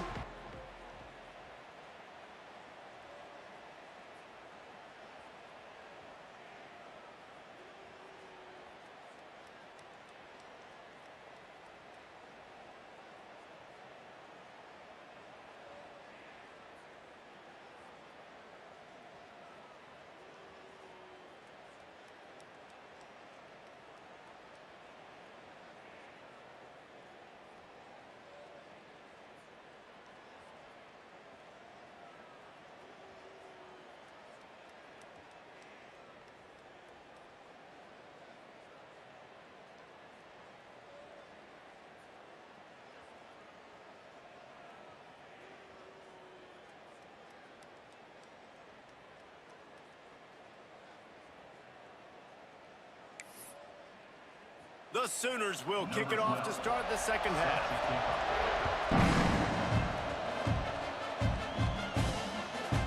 He'll bring it out. It's Bennett. That gamble did not pay off as they bring him down at the 12-yard line. And here come the horns. They've got it again on offense. They've been firing on all cylinders, touchdowns on each of the first 2 drives, and they'll try to make it 3 for 3. Scanning the field, it's Manning. Gets it out fast. He's been a matchup problem all season long. Defenses just don't know how to solve the puzzle. And with that last catch, over 500 yards receiving now on the year for him. The Longhorns with a 2nd and short to keep this drive moving.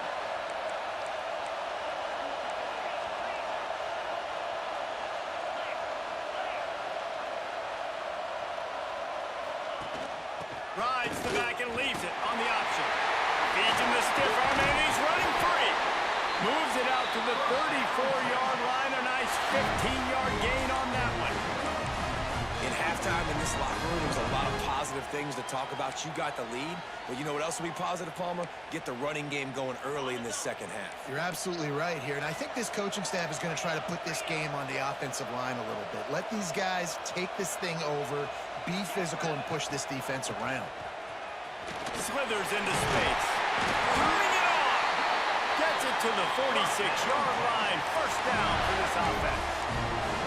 This shouldn't be a surprise to anybody. If you've got the lead in the third quarter and you want to keep it, you got to bleed the clock. Best way to do that, run the football. And you're now seeing this offense call these run plays back to back. They are trying to be physical, and they're trying to stay on the field.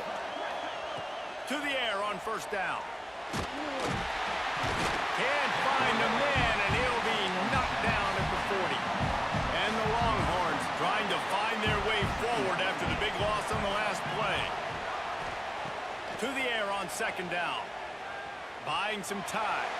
On the run deep down the right side. And this is hauled in at the 20-yard line. And man, it has got to be so rewarding as an offensive coordinator when your play call perfectly counters the defense's call. And that's exactly what we saw there. That play targeted the coverage's biggest weak spot, and it led to a wide-open receiver. The run to the left. This time he doesn't get loose, and finally the defense gets him bottled up behind the line. That's such a great physical play by the defense, because this is one of the bigger, more physical running backs you'll see in the country, and we're used to seeing him push the pile the other direction. Not that time. It's the big guys up front on defense getting penetration, and they're sending him back for a tackle for loss. Got some work to do on second down after that last one. They need 13. To the air. It's Manning. Oh, it's picked off. That's not the start they hoped for. He's knocked down, but what a play to come up with the interception. And I tell you what, when defenses play zone, all eyes are on the quarterback. You have a zone to drop to, but you're setting on the quarterback, reading his eyes. Great job by the defense, understanding the ball was coming out, breaks on the football, goes and makes the INT.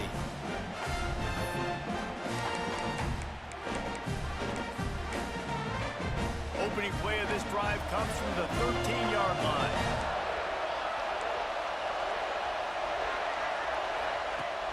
Off the play fake on first down to throw. Makes the grab on the right.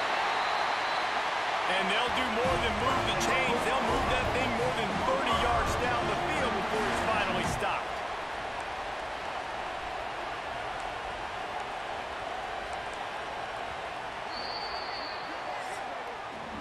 Guys, it is Texas who holds the lead. Let's take a quick look at the national rankings to see how this playoff race is shaping up.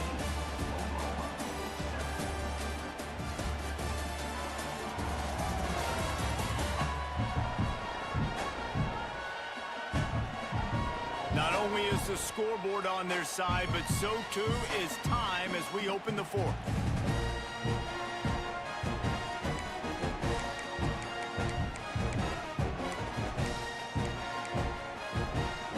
They go back to work with the first down in the final period of this one.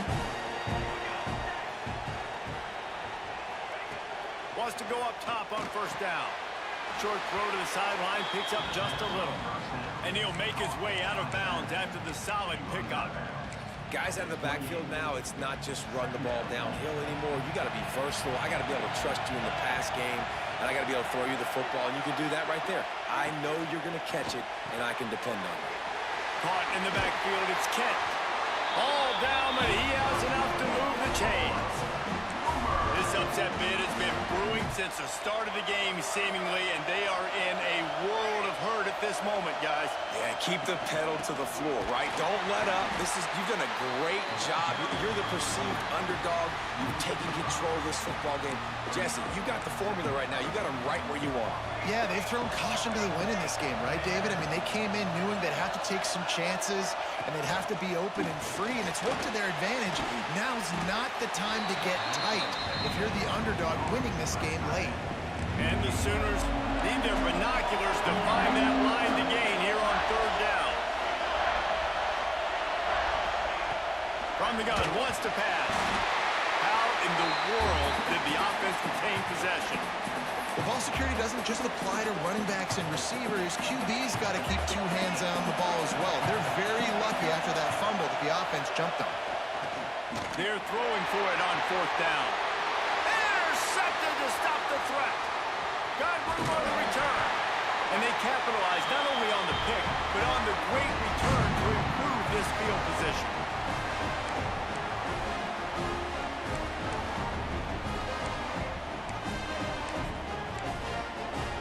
Let's see if they can put together a drive starting from their own 28.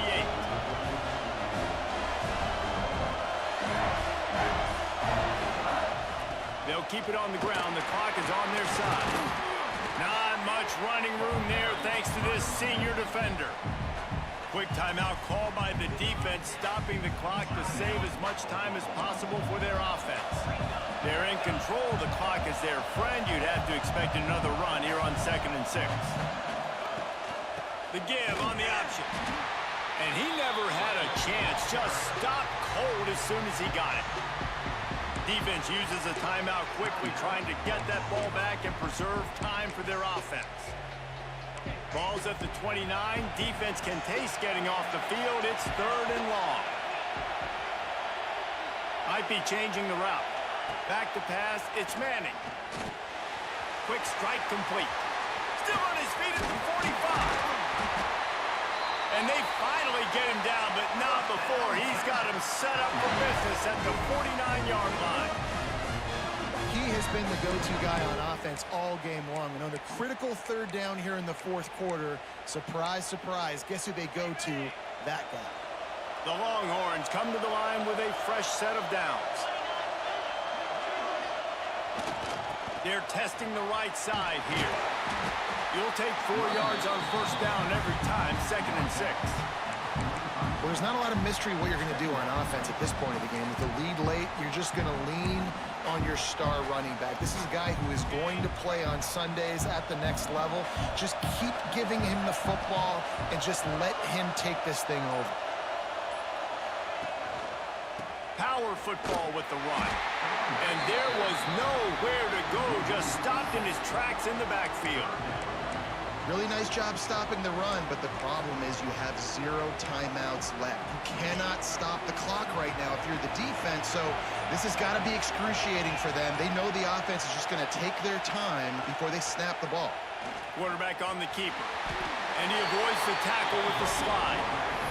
Well, that time on 3rd down, they're trying to see if they can catch the defense snapping. They go with the option play, but a great job by the defense being alert, being aware, anticipating it may come. Nothing there. They forced the negative play, now setting up 4th down.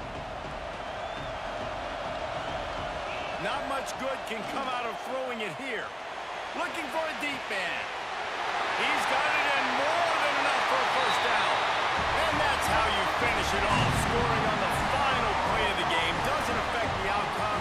Just a little cherry on top of the sundae.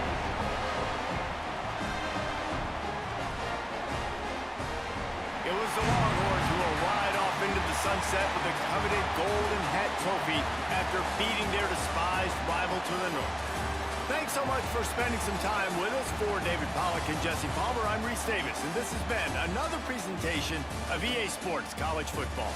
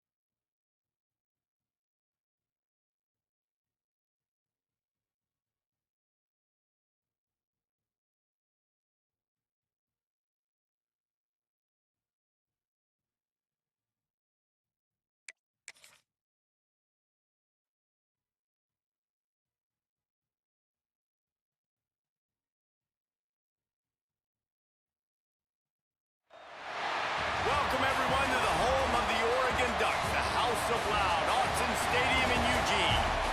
As we'll see a squad from the Big Ten, the Nebraska Cornhuskers, taking on one of the participants from last year's playoff, the Oregon Ducks. For EA Sports, I'm Reese Davis, Jesse Palmer, and David Pollack with me. Guys, can't wait to get this started.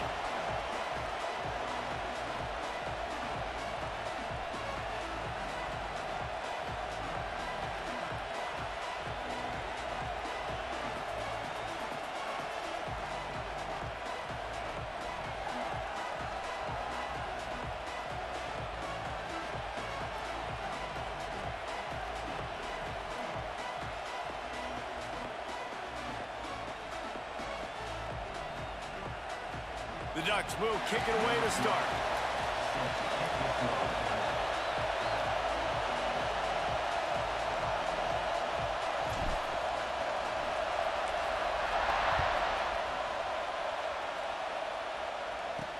He'll bring it back from inside his 5. So Nebraska's offense will have the opening possession of the game. As we take a quick look at the impact players for today's game, what players did you guys look to for motivation to make an impact during your playing days, Jesse? Well, it was the guys we relied on each and every week. We came into the season expecting these types of guys to be our biggest weapons, and every week those were the guys that had to deliver for us in order to have success. And it's just fun to have those guys that are consistent. Like, they lead by example, then they start to learn their voice and lead the team. But every week, guys that you can count on, they punch the clock, and they're hard workers. This crowd, full throat, spreading the eardrums and letting them know it's going to be a long day. Grab near the marker, it's Bell. They've got it out to the 34 after getting 5 there. Lining up from the 34 on first down. From the gun, to give, looking for room. That is a big win for this defense as they were right there as soon as he got the ball. The Cornhuskers have put themselves in dire straits after that last play. It's 2nd and a mile. Caught over the middle. It's Markway. They make the stop, trying to pick up just a little bit at a time to get to that first down marker. The power of Autzen Stadium on full display. The House of Loud is deafening on this 3rd down. Unloads to the wideout. Intercepted, and the first drive ends with a pick. That is the perfect start for a defense that has really struggled against the pass this season. They're in the bottom portion, okay? Have struggled, but opening drive, making a statement. Maybe this creates some momentum. Maybe this turns the tide for this defense.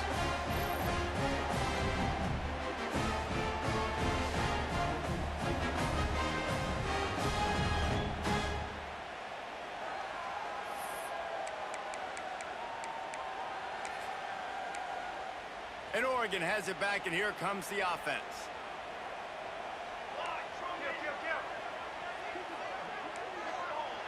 Quarterback may change this route. Moore to the air.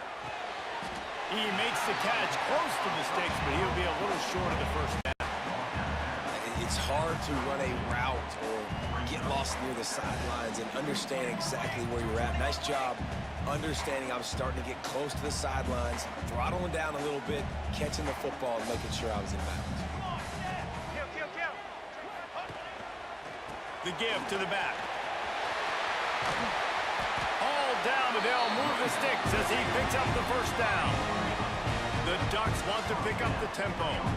And on that run, he shows you his speed, speed, speed. When I think Oregon Duck running backs, LaMichael James, Kenyon Barner, Jonathan Stewart, I think about guys that are burners, and when they got into the second level, they were gone. That's exactly what this guy is right here. There to stop him after a pickup of 1 to the 22. You definitely want to commit to the run game. You want to establish the run game. You want the defense to honor it. But if it doesn't work a little later down the road, you might think about airing that puppy out. Didn't get much on first down. It's 2nd and 9. Wants to go up top. Snagged in the middle. It's Edwards. They make the stop, but not before he sets them up with a 1st and goal from the 10. Great job by the QB finding the running back, get him the football where he can do some damage after the catch, and most importantly, get the first down. Motion from the wide receiver. Looking to throw on first down. Working that left side now. And he'll run across the sidelines after the good gain. Picked up some of what they needed on first down. Now it's 2nd and goal from the 5.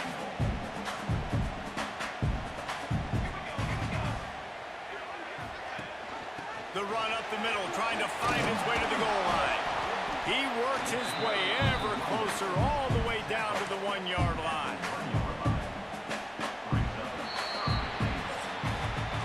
We've reached the end of the first quarter, and it has been a defensive battle, and the stats tell the tale so far.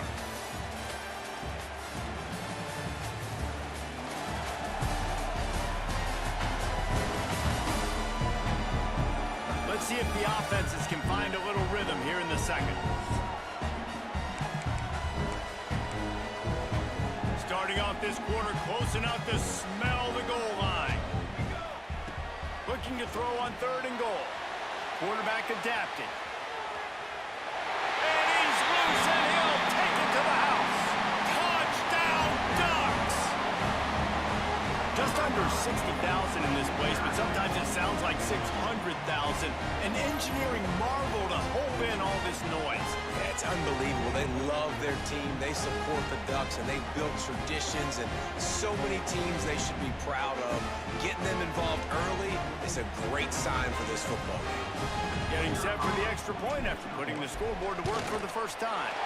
And the extra point makes it 7-0.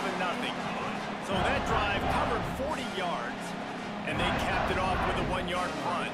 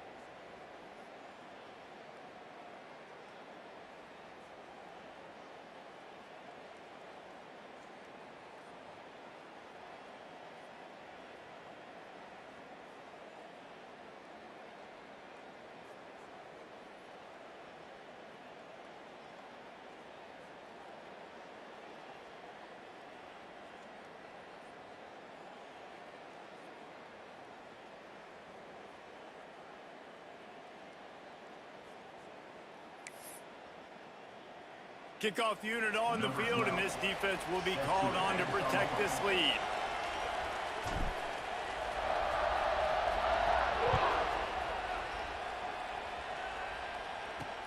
And he takes this from inside the 5. And the returner runs out of real estate as he goes down. The Cornhuskers ready to go back to work on offense. They're looking for something, looking for anything to try to put some kind of score on the board, down 7-0. This drive will commence from their own 11-yard line.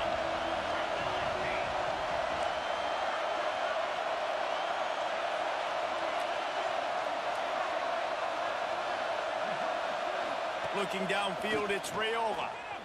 Fires to the wideout. Catch in the middle, it's Perry. Now they've got a little room to work with. They're out to the 28 with a first down. All wideouts, no backs. Looking downfield on first down. With the catch, it's Ives.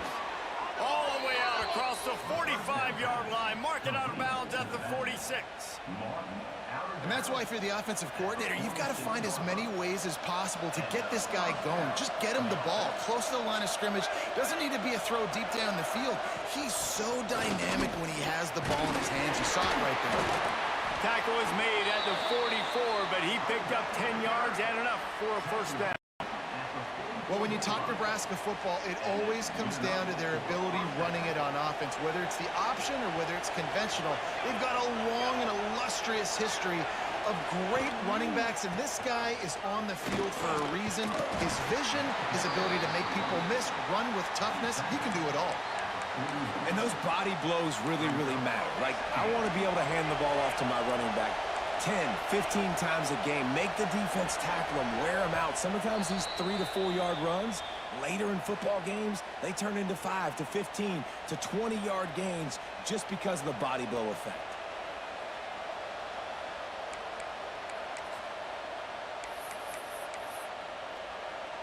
Backed up now, here's 2nd and long.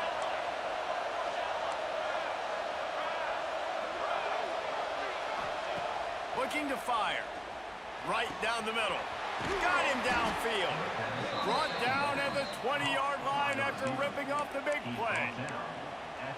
Man, it's so important when you play QB. I got to know when to put some air on it, and I got to know when to rocket that thing in there. Work in the middle of the field. He knew he needed the rocket. Threw it in there. Great job, great catch. He stopped at the 14-yard line, and they'll stay on the attack from there. Well, this is a quarterback who has outstanding running ability, and he's hoping the defense is going to give him an opportunity to tuck this football and get upfield, but there was nothing there. You saw him that time. Hold on to it, hold, hoping someone on defense was going to get out of position, but nobody did. Really nice job by the defense that time. Playing assignment football against the option, and everybody staying home. And now a chance to pull even. 1st and goal as we get late in the first half. Use the play fake, now throw. There's a timeout on the field. Tight game here late in the first half. And you try to catch him off balance, maybe on 1st down and goal right here, a situation where maybe you sneak in a pass, defense was ready, got the sack. Now you got to be a little bit more creative now that you got the negative play. The offense, I know you've worked this all week. You got to get ready to execute in the red zone. And that pass will be jarred loose on 2nd down. That brings up 3rd down. 2nd and goal, no dice for this offense. If I'm on offense right now, I'm thinking about who are my mismatches? Who are my big bodies out wide that I can throw them the football and they can make a play over top of somebody? On 3rd and long, he'll need to loosen up that arm. Snagged in the end zone. Touchdown, Nebraska. Nice job putting a drive together. Nice job punctuating the end of the first half. There's still some time left, Palmer, but they can tie this thing up right now. Yeah, and this is a staff that has so much confidence in their offense. I like staying aggressive right here, going for 2, taking the lead into halftime, and putting a ton of pressure on the opponent.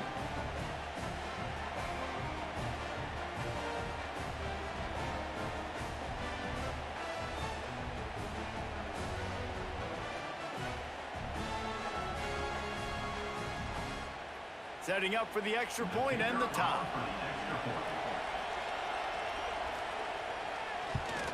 And he puts through the extra point.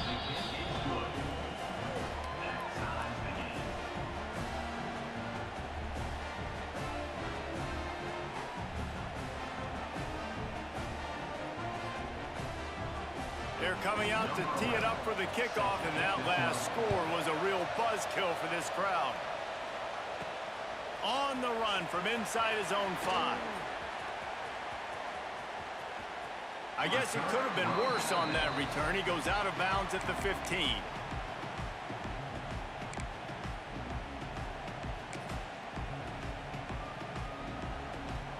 This late in the half, here's the question: how aggressive will the play calling be?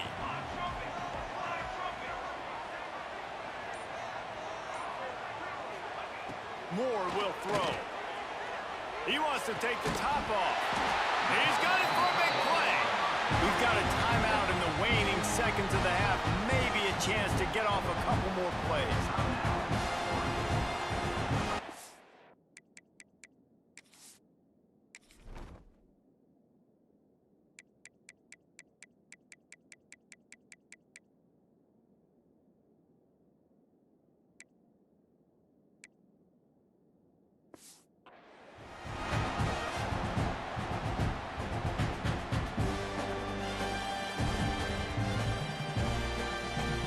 Time dwindling away as they try to put points on the board right before the half. Quarterback making adjustments. Wants to throw on first down. The pass is incomplete and the clock will stop with 5 seconds left. Not many receivers like to get hit. They just don't, okay? They're prima donnas. That's what they are. That's who they are. Nice job by the defender. You could tell he was catching the football. He was going to put a hit on him to make sure he had to think about something later, and you could see the ball pop out and fall to the ground. On the run, and he'll slide to avoid the hit. A nifty pickup there. That's going to wrap up the first half here, and now we join Kevin with the halftime update. Guys, after seeing that, sign me up for another 2 quarters there in Eugene. And talk about a good competitive game so far. Not saying this has been the best first half we've seen in the history of these 2 programs, but they've matched each other's intensity, and the result has been a very evenly played game. Fascinating to see how the rest of this one plays out. And with that, let's send it back to the guys in Autzen Stadium.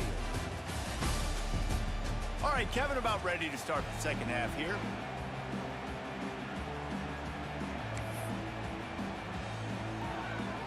And the Huskers will kick it away first, and we'll start the second half. On the move from inside his 5. He was looking for more running room, but none to be found as he stopped at the 23. The Ducks ready to go back to work on offense. First drive of the second half, always fun to watch. You see what type of tweaks were made at the half, especially when you're locked up in a ball game like this one. Yeah, and it's been a good game. I mean, it's been a little bit of back and forth and a feeling out process. And now once you get in the second half, who's going to get aggressive, Palmer? Who's going to take some shots, try to make some plays, and really go for it? Yeah, it's interesting. I think as play callers right now, you learn a lot about these coaching staffs with respect to who does make the best adjustments. There's a lot of coaches that believe we're just going to be who we are. We're going to keep doing what we do. We're just going to do it better. But then there are others that tweak things a little bit on offense and on defense. We're going to find out here. Gives it on the option. They went right back to him, and this time the defense was all over him. Nothing to show for that run. Man, nowhere to run on that play at all. About all you can say is do better. But that's the problem. Are they able to do better? And that's why you keep trying things, right? Keep trying to get on the perimeter, run it up the middle, try different things to see what you do well. 3rd and short like that on your own side of the field, you're just looking for a quick hitter. You're trying to get the ball out of your hand quickly, but the timing completely off there for the offense, and the ball falls incomplete. On 4th down, going to the air. Finds him out of the backfield. And he surges up to the 36-yard line, and they'll move the chains. They were willing to spin that wheel of fortune in their own territory, and it paid off. And it came up good. I mean, I think you see the aggressiveness by these offenses now, willing to go for it on their own territory, and I like it because they got it. Leaves it with the back. Got the first down and more. At the 35, he's got room. Touchdown, Oregon! And that one will give him the lead. You know they love their track at Oregon. was headed to the tape, and he was burning by the time he hit the end zone. And they've had guys year after year with serious track speed. They'll get to the small runs, lull you to sleep, and then boom, they make those big plays because they got big-time playmakers with speed at running back.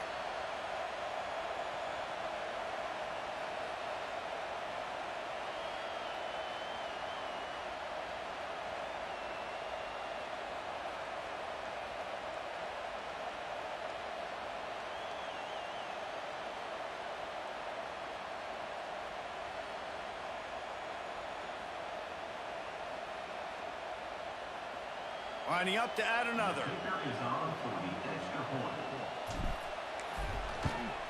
And the extra point is true, and they're on top by 7. And for a quick update, let's go to Kevin Connors in the studio. Hey, fellas, here's a quick update on a top 15 clash today. Clemson is currently ahead early right now in Death Valley, but they just haven't been able to separate themselves offensively. They're up by 4 over Virginia Tech. Any major changes in this ACC standoff, you'll hear about them first from us, gentlemen. Thanks for the update on that one, Kevin. Let us know when it goes final.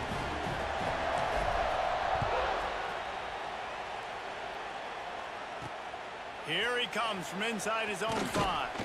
Not a lot of space to be found. Good hustle by the coverage team, and they stop him at the 21. And here comes the Nebraska offense back onto the field. They find themselves trailing by a touchdown and a chance on this drive to even the score. Looking to pass, it's Raiola. Finds his man, it's Bell. They stop him just short of the first down, but it will be 2nd and inches coming up. I like the slot receiver because he gives his quarterback a good option working the middle of the field. He's a nice weapon in this offense. The Huskers come to the line. This situation, you might see a shot play. Lost to fire on 2nd down. He'll take the deep shot. It's in. Complete, and he's lucky to get that one back. Almost intercepted. This is a situation here in the 3rd quarter this offense did not want to be in, facing a top 10 defense, one of the best units in the entire country. They didn't want to get down on the scoreboard like this, and all of a sudden have to throw the football when the defense knew that was going to happen. The incompletion there is not a big surprise. This defense knows what's coming, and it's all because of the points right now on the scoreboard. The defense going to stop the clock with a timeout. They want to make sure they have everybody on the same page.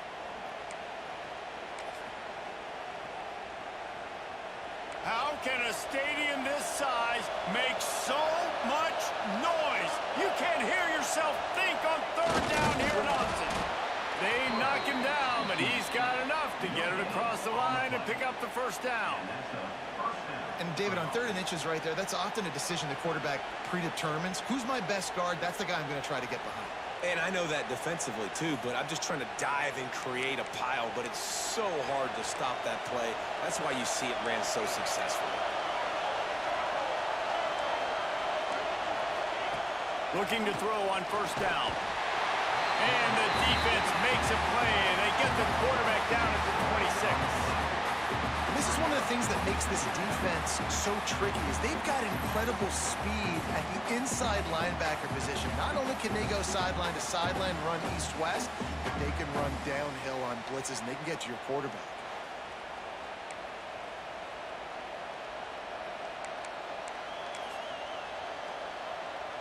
The Cornhuskers with a long way to go after the loss on the last play. Looking for room, it's Ives. Fights off a defender. He's going to lose a yard on that one. And it's been a surprise today for this offense. Like, coming into the game, we all talked about it. We thought they'd be able to run against this defense that's been run on a lot, and this offense just can't get the running game going. Be interested to see what they do to try to change it up, but somehow, some way, they need that physical ground game. You know, I got to tell you, as an offense, moving forward in this game, 3rd and long, you're going to have to push the ball downfield a little bit more. You got to throw to the sticks and give yourself a chance to convert these 3rd downs. And the Huskers will bring the punt team onto the field. First time today we've seen a punter go to work.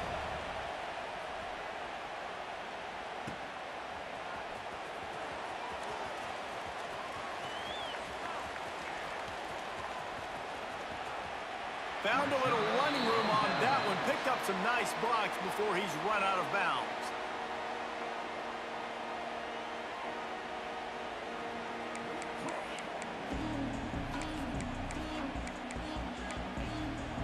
As they get set to snap it, just about to reach the end of the quarter. Looking for a crease to the left. Oh, he's got some space. And they'll drag him down. That's likely the last play of the third quarter. Time has expired here in the quarter, and Oregon has the lead. And as we switch ends of the field, let's take a quick look at the national rankings.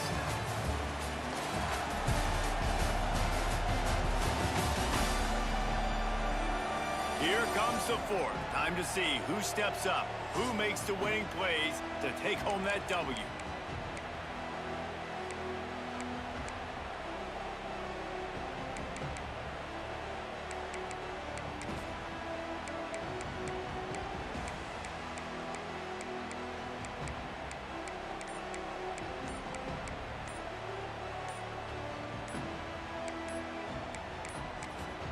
Timeout called by the offense, and now they just have one remaining in the half.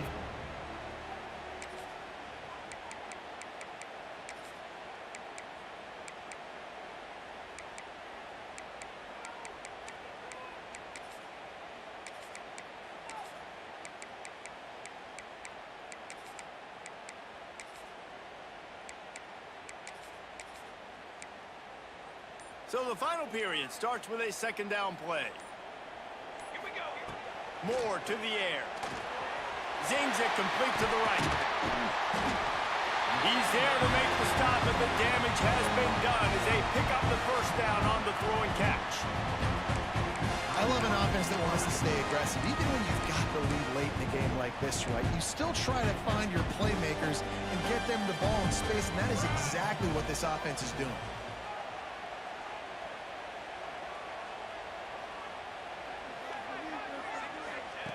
To the air on first down. It's complete to the left. They've got it down to the 3-yard line. Really well done on that throw and catch. Timeout called there by the defense, desperate to get the ball back and save as much time as possible. And the Ducks trying to pay off the threat on first and goal.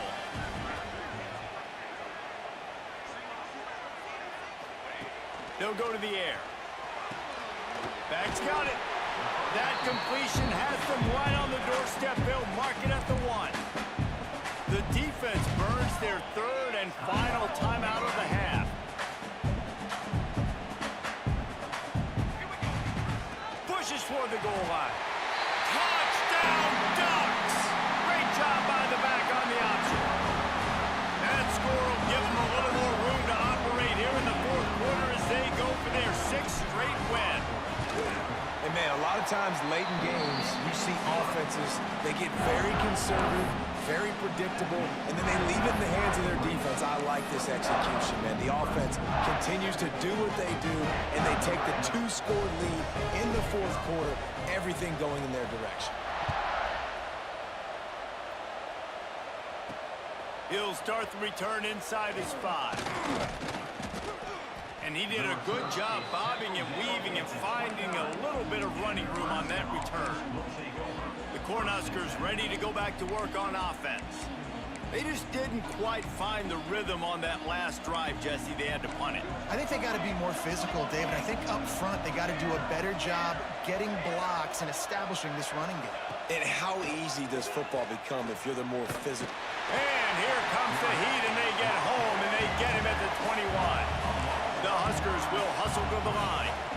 Man, that is a big negative play for this defense, putting them in reverse, getting the quarterback on the ground, and they better get ready again. Look at this offense. They're right back on the ball, ready to snap it again. The offense setting up shop at the 46, 1st and 10. And as soon as the receiver caught the ball, you saw the quarterback start communicating to his teammates what the next play was going to be because they're now changing the tempo and going fast. Got rid of it just in time. Good job to avoid the negative play and just get rid of that thing. They've already got a bunch of sacks on them today and another quarterback pressure. This offense has to try to find a way to get the ball out a little bit quicker, to protect their quarterback a little bit more. Whether it's screens, whether it's draws, whether it's rolling your quarterback, something has to change for this offense. Oh, it's picked off. Oh, at the worst possible time. He'll try to take it back. Touchdown, Oregon! The defense gets it done with a huge interception return. They're on the board again, and it looks as if this winning streak is going to continue. What a play by this defense with the pick six. And how about the defender? Exactly what you're supposed to do. Breaks on the football, makes the interception. Everybody on defense, we turn to offense. Go lay some blocks so my guy can get it and take it back to the house. They'll try to add another to their lead. And the extra point splits the uprights, and they're up a full 3 touchdowns, a 21-point cushion in the fourth. Kickoff unit getting some extra work as this lead has really grown.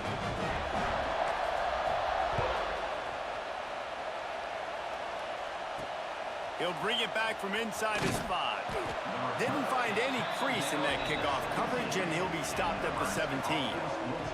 And here comes the Nebraska offense back onto the field. The deficit is large, hope is fainting, but they'll try to finish strong. They made a lot of mistakes in this game, and that's why it looks like they're going to take the L. Lots of things to improve on, lots of things to coach upon, and at this point, I think if you're a head coach, David, you're just trying to see which of your guys aren't quitting late in the game. Yeah, which is a real thing, by the way. Who's going to compete to the final whistle? What do we talk about all the time? Coaches are always preaching to these guys. Don't worry about the scoreboard. Just compete as hard as you can. So, good opportunity. And the sack all the way back at the 5. They'll hurry to the line with the clock still running. On 3rd and long, hoping to throw beyond the sticks. And they get him in the end zone for a safety, and that should wrap this one up tight. Well, the defense could smell blood in the water in that situation, and a great job pursuing, getting to the football, showing you all of that athleticism they have, and they come away with the safety.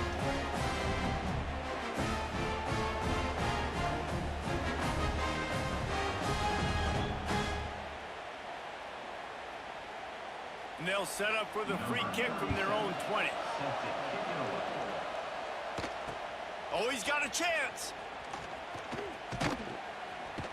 Returner is tackled down at the 36, and your Oregon Ducks will take over. And Oregon has it back, and here comes the offense. What a feeling this has to be, David, in complete control and headed toward victory formation. Yeah, no stress, under a couple minutes left in the ball game, well in hand. These are the ones, Jesse, you like to just run the clock, take a knee, whatever you want. No doubt. They're going to love watching this game film, too. There's just so many positives to take away from this, and this is the kind of performance today that is really going to help this offense's confidence.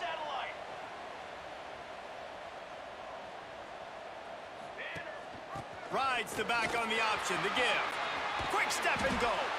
Found enough room to get it into enemy territory. They're down at the 43-yard line. Yeah, they've had a day, and it's the complete and total offense. They got the ground going, and obviously this is why you see him. You're going to feature him because he can churn those legs, get those extra yards, but they've had balance, throwing for touchdowns. Like, this offense has been very complete today, and that's why they're winning so big.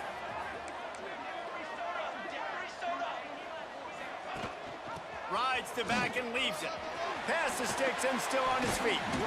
Makes the stop at the 23-yard line, but it's a pickup of 15. A first down, and this offense is smelling the end zone. The Ducks want to crank the tempo. Motion from the wideout. Now he's looking to throw it. Snares it outside. It's Edwards. And you see on that play the confidence that he has in that playmaker on the perimeter of the field. He's already had a couple catches in this game. It seems like he's always open. And right there, nice job fitting that football into a small space, and great awareness by the receiver getting his feet down in bounds. Making side adjustments here. Moore will throw. Grabbed over the middle. It's Edwards. He's forced out of bounds inside the 5 and the 4, and they save the touchdown, at least for now. They get the timeout called with seconds left on the clock. And they don't have to go for a touchdown here with this little time left and with the lead, but they might anyway. They'll keep it on the ground for first and goal. What a tackle in the backfield. He'll lose 6 on the play. They get the win. They are now bowl eligible, but when you have a 0 in the loss column, there are much bigger fish to fry. I think a lot of people thought they'd be 6-0 at this point, too. So we know they're going to a bowl game. Great. But, David, they've got their eyes set on the college football playoff and a national championship. They have that kind of talent. They're not surprised they're 6-0. They're looking to do bigger things. No, 6-0 is great, but that's not the goal. They want to be 12-0. They want to be 14-0. They want to continue this streak as long as they possibly can. Extremely talented. Nobody's surprised, and their goals are a lot bigger than this. That will put the wrap on things from here. For David Pollack and Jesse Palmer, I'm Reese Davis. You've been watching another presentation of EA Sports College Football.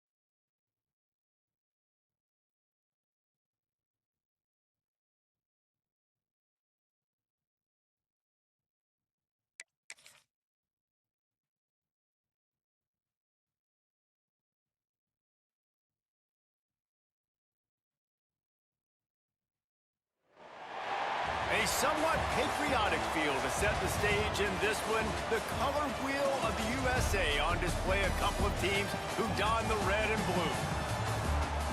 Welcome to Vaught-Hemingway Stadium, home of the Ole Miss Rebels.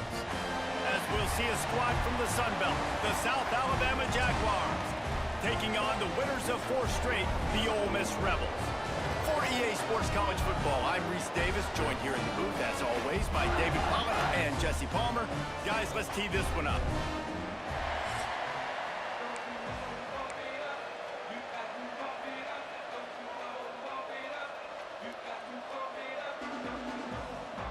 And the Jaguars will get us underway with the opening kickoff. And he takes this from inside the 5. Not a whole lot of room to operate on that return as the coverage unit was there and ready. So the Ole Miss Rebels offense will go to work first. Talk about a dynamic duo in the passing game. We certainly have that in this one. They challenge defenses at every level, Jesse. And this is arguably the best quarterback-wide receiver combo in the entire nation. And David, I feel like every week defenses try to come up with plans to stop these two. No one's been able to do it yet. They get their passes completed. They throw touchdowns.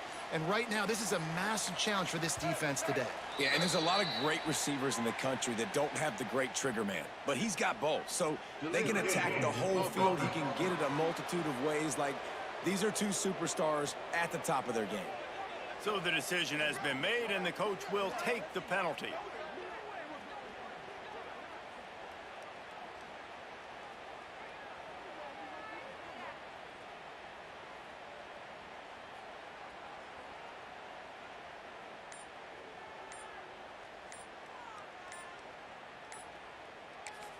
The offense will have to use its first timeout of the half. Timeout, Ole Miss.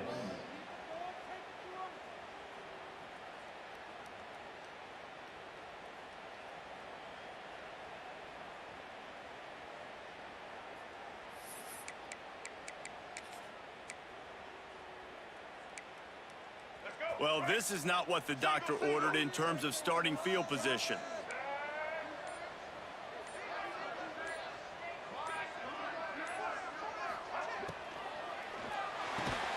They'll run the RPO and fire to the right. They stop him almost a gain there, and still a little ground to cover to pick up the first. To throw, it's Green. He's got it. Nice pitch and catch there, and they'll have enough for the first down. Nice job by the running back catching the football and understanding where the first down marker was. I got to go get that first down. He did a nice job of it.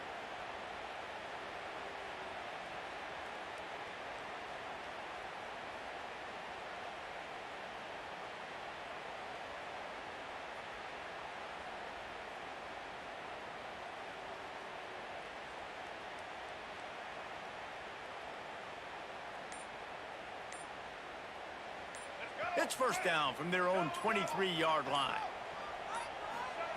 Wants to go up top on first down. Right on the money.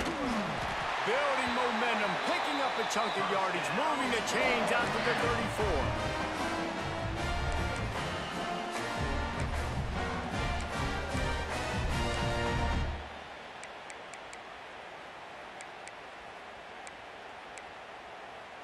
And the Rebels have it with a 1st and 10.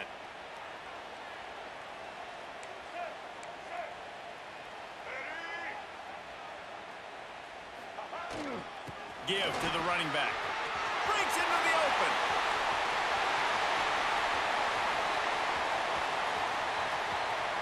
And he'll take it to the house. He got loose. Touchdown, Ole Miss. And as a coach, you're just hoping your offense can take the field on the first series of the game and create a little bit of momentum, get into a rhythm. How about that running play? Hitting a home run early in this game. You know that's got the sidelines all juiced up.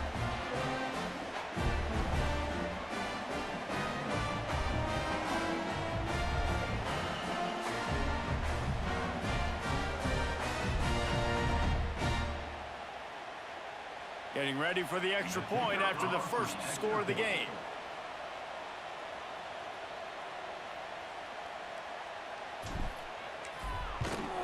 And with the extra point, they get the first 7 of the game. Quick work on that scoring drive, just 4 plays. And he knows how to finish in style, a 66-yarder to the house. Kickoff unit on the field, and this defense will be called on to protect this lead.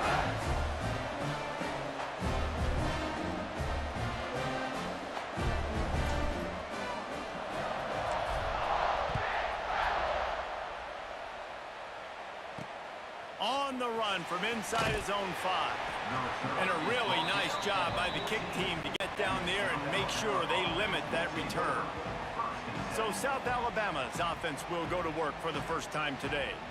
They are going to be greeted rather rudely, I guess, by a group of defensive linemen that wreak havoc and hunt down quarterbacks, Jesse. And they wreck games. They take away everything you do offensively. So it's a huge challenge in this one, David, for this offensive coordinator to try to call plays and find ways to get the football away from these big fellas up front, because they take games over. And get the ball out quick. Like when you've got a defensive line that can penetrate, they can get TFLs, get sacks, it's going to be on this offensive line to buy a little bit of time, but also the ball to come out quick, win in the secondary right now.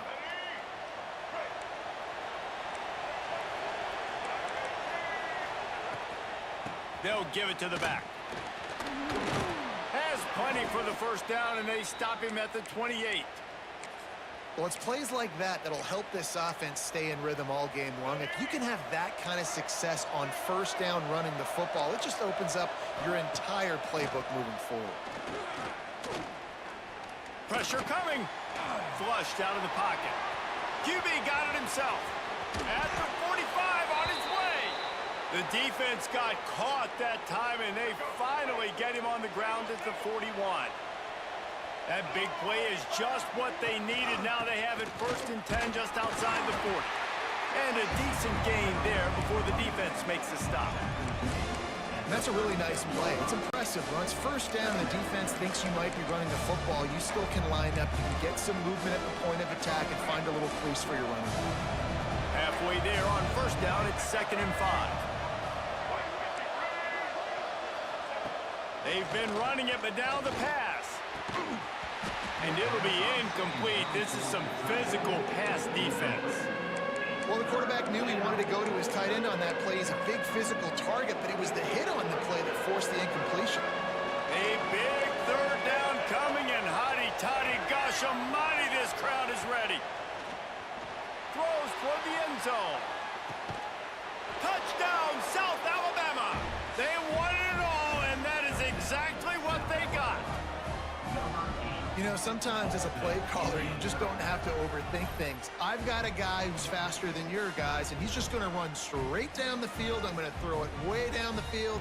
He's going to make the catch, and we're going to score a touchdown, and that's pretty much what just happened there.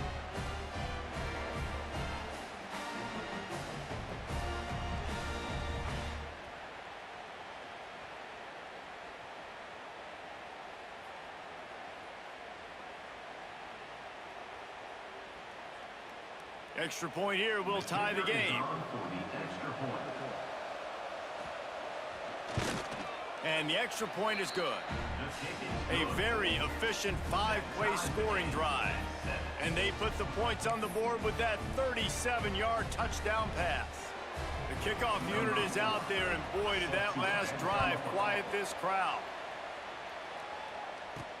On the move from inside his 5. Really disciplined job by the coverage unit to get down there and make the stop at the 19. The Ole Miss offense ready to go back to work. They cashed in on a short field last time they had it, and now they'll go to work from their own end.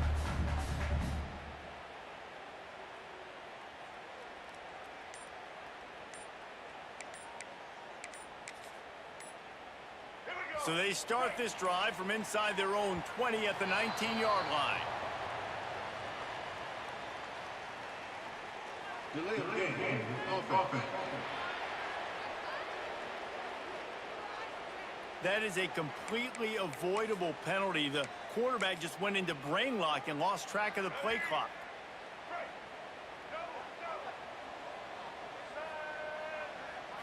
Back to throw, it's Green. Looking to the big tight end. A strike downfield. The offense wastes no time getting the timeout call. Man, this offense is so dangerous, Reese. They've got dudes all over the field that can make plays. There's a big gainer in the pass game. You get a chunk of yards like that, now the defense is really on its heels.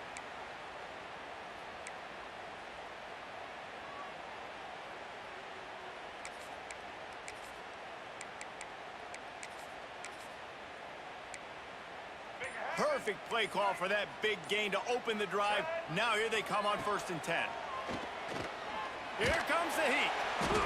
And the defense gets home. Yippee-ki-yay at the 35. The offense burns its 3rd and final timeout of the half. Time winding down in the quarter as they come to the line.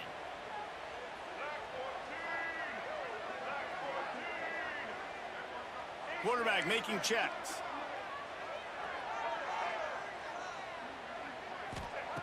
They'll go to work in the air on 2nd down. He lets it fly. Makes a grab for a big play. A huge play there, and they finally get him out of bounds at the 37.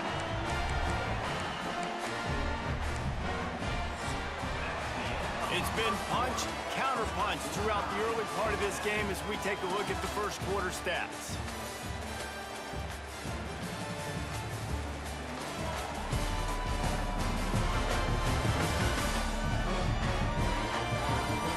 We've got a good one going here and looking forward to keep those vibes rolling here in the second.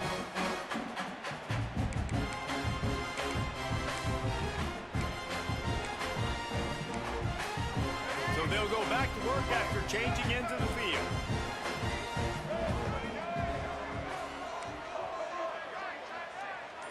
Wants to throw. It's Green.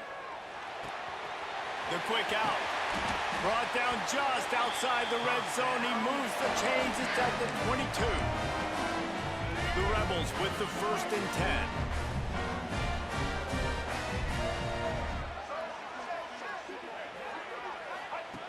Looking to throw on 1st down. Pulls it in. It's Lacy. He steps out of bounds right at the 15-yard line. And the Rebels with myriad options after that big pickup on 1st down.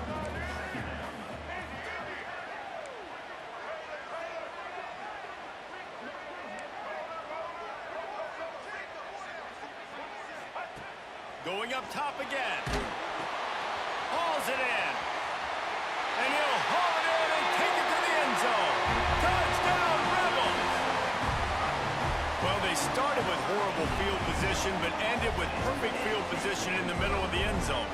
It all comes down to execution, Reese. You've got to have guys going out and doing their jobs. You saw the offensive line up front. They were physical. Skilled players made it happen with the ball in their hands, and the quarterback really showed command on that last drive.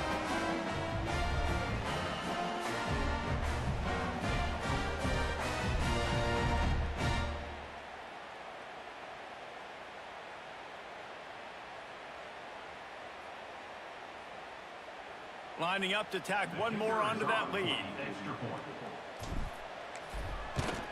And the extra point is true, and they're on top by 7.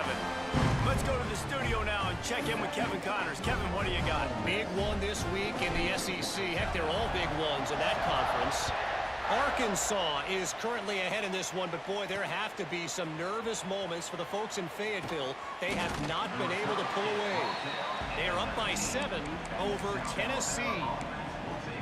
Just another week of SEC football where we've come to expect the unexpected, fellas. Oh, and how about that? I know Kevin and those guys will be keeping an eye on it for us. He's going to lose a yard on that one.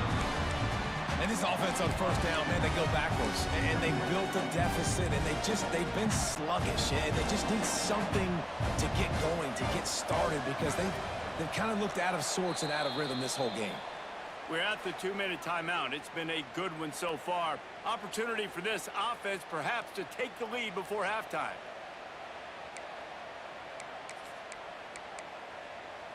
Try to make up for some of that lost ground on second down.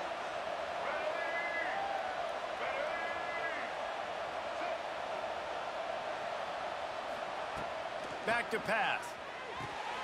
Quickly complete. Got room at the 35. He goes out of bounds, maybe a step shy of the 40. They're going to mark it at the 39, and a really nice pickup there. They'll snap it from the 39, 1st and 10.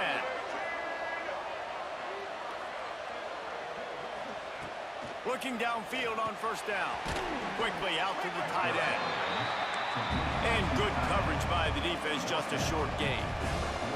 Quick tempo, no huddle offense. 2nd down, clock's running.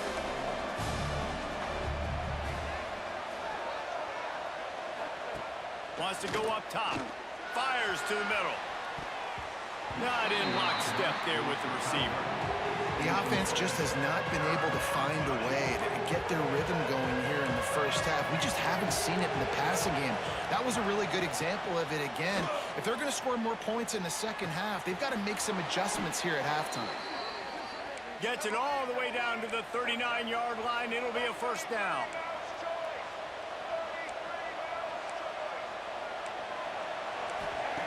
Wants to throw on 1st down. And the defense picks up a sack, getting the quarterback down at the 44. We got a timeout here late in the first half, and they'll try to get more points on the board before the break. Moves around to clear up the vision. There he goes. He turns this into a nice gain and gets down to avoid the hit. The Land Sharks circling. Crowd getting this defense whipped up on 3rd down.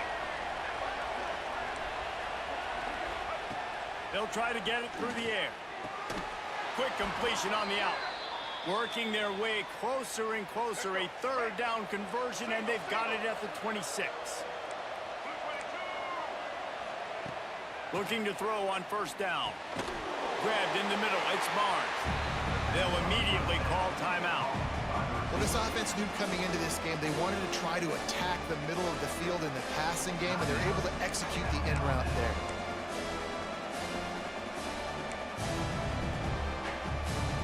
Plenty of distance between them and the sticks here on 2nd down. D looks as if they're about to bring the heat. Back to pass on 2nd down. And he can't connect on the throw. It's incomplete.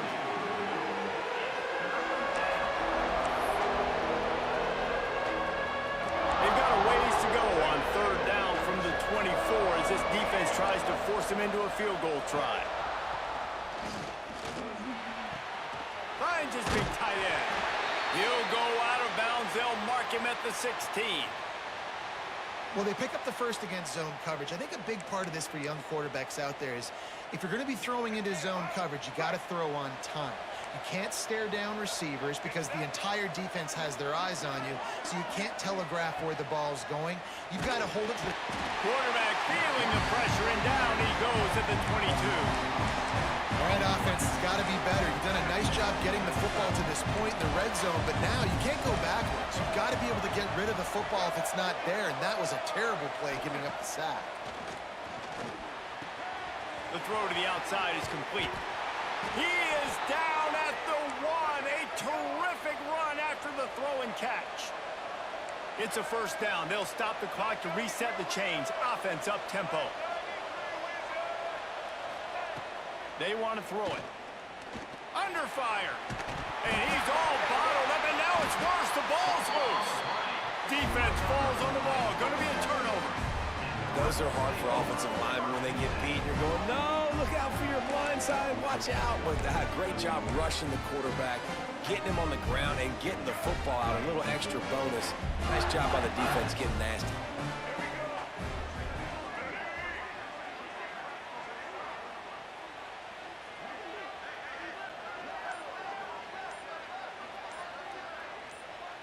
Looking for a man. It's Green.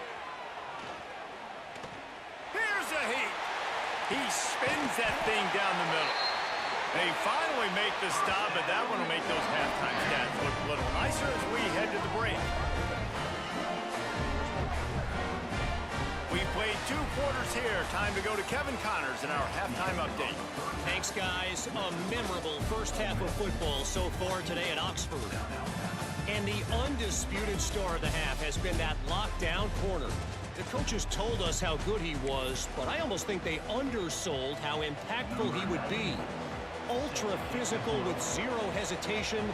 And with hands like that, I wonder if they don't think about using him in the passing game at some point.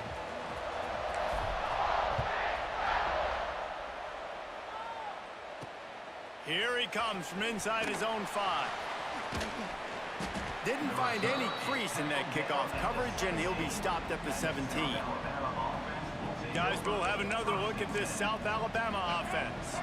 I imagine we'll see them go right back to work up top after how productive that passing game was in the first half. And it's interesting. If I'm the defense and I've got the lead, they've had success throwing the football, but we're winning. I don't know that this defense changes too much of what they've done in the first half.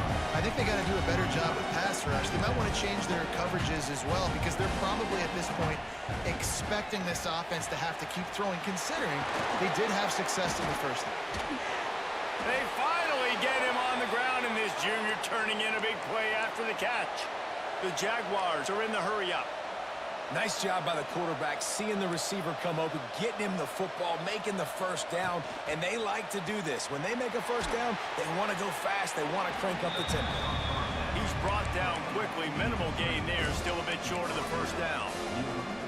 I love offenses and quarterbacks that are willing to take the easy stuff. Take those easy throws that are guaranteed to get positive yards. Yeah, I'm going to take big shots down the field too, but don't forget, it's easier to pick up 2nd and 5, 3rd and 5 than it is when we start getting those long yardage situations. The Jaguars look to keep this drive humming. Gets the back moving. Looking to throw again. Grabbed in the backfield. It's Thomas. And maybe he'll get back to the line of scrimmage, but no more than that. Plenty of work to do here on 2nd and long. They'll go back to the ground. And a good, solid pickup there before the defense knocks him down.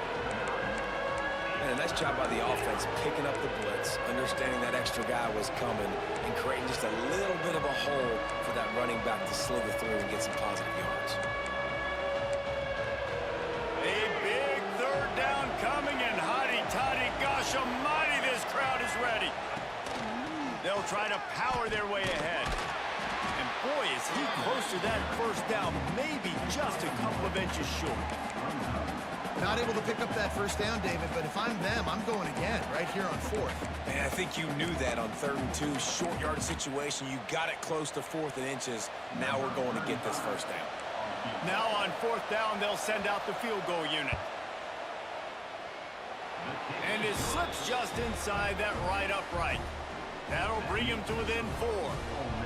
Well, you're always going to wonder what woulda, coulda, shoulda happened on 4th and inches had they gone for it. But with this kicker, I like taking 3 points and putting it on the board.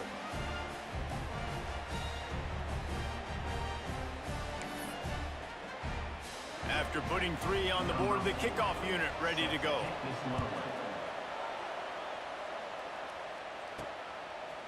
Fielded in the end zone, it's Brown.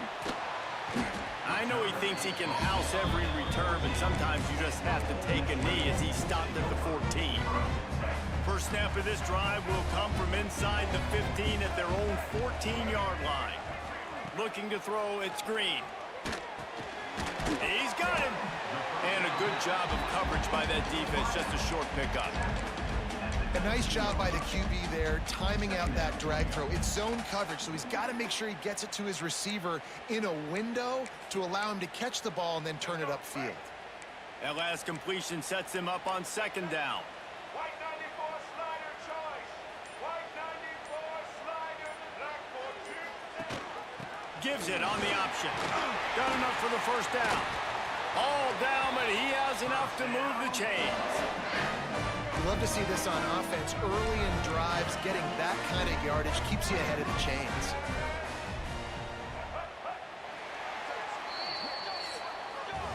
We've come to the end of the period, and Ole Miss is on top. Let's take a quick look at the national rankings to see how this playoff race is shaping up.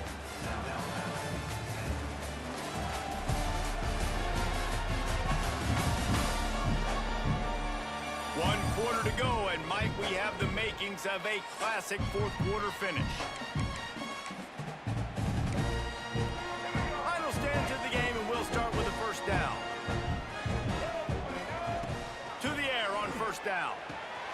Got his man. After the pickup of 9, it's 2nd and 1. Quick timeout called by the defense, stopping the clock to save as much time as possible for their offense. The Rebels can play this second down a lot of ways with just a few yards to go. Quarterback looks for a little space. Defense uses a timeout quickly, trying to get that ball back and preserve time for their offense. From the 39-yard line, it's 1st and 10. Wants to go up top on 1st down. Got his man on the right. Timeout called there by the defense, desperate to get the ball back and save as much time as possible. These are simple routes, the drag routes that go across the field, but they actually can turn into huge plays. You see all the speed on the outside now, wide receiver. You get it in his hands quick, he can go make a play, make one guy miss, and maybe next time he can make an even bigger gain. Looking to throw, it's Green. Got his man quickly. Smashes ahead. Big pickup on that one. They'll mark him out at the 40. And the Rebels getting set on 1st and 10.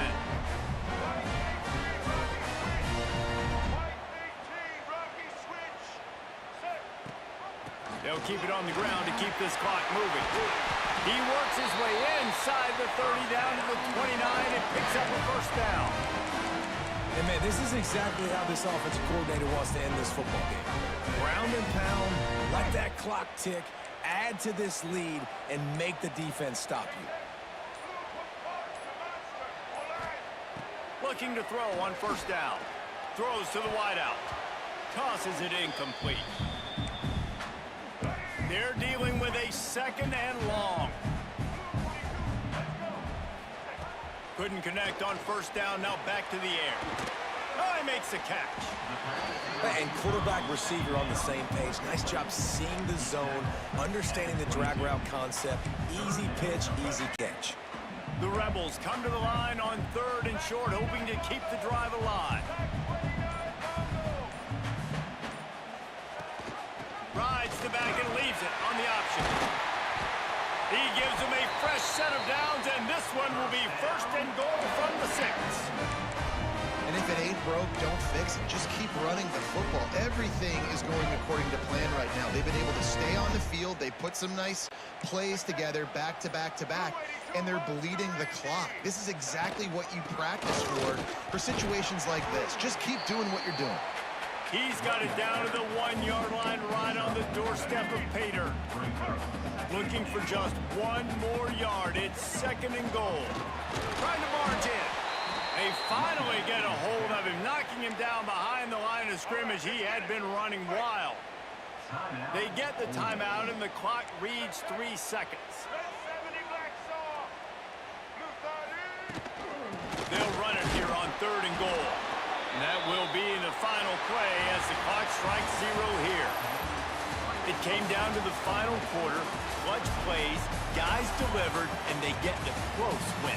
Yeah, Reese, big-time players make big plays in big games, and that's what happened in this circumstance. As a coaching staff, David, you love this. You know that you have confidence in your guys to go out and be able to execute when it matters the most. Correct, and you don't know until the games, right? You don't know when those moments present themselves. How are they going to handle it? Great job handling a close game, executing down the stretch like they needed to. That's going to do it from here. For David Pollack and Jesse Palmer, I'm Reese Davis, and you've been watching another presentation of EA Sports College Football.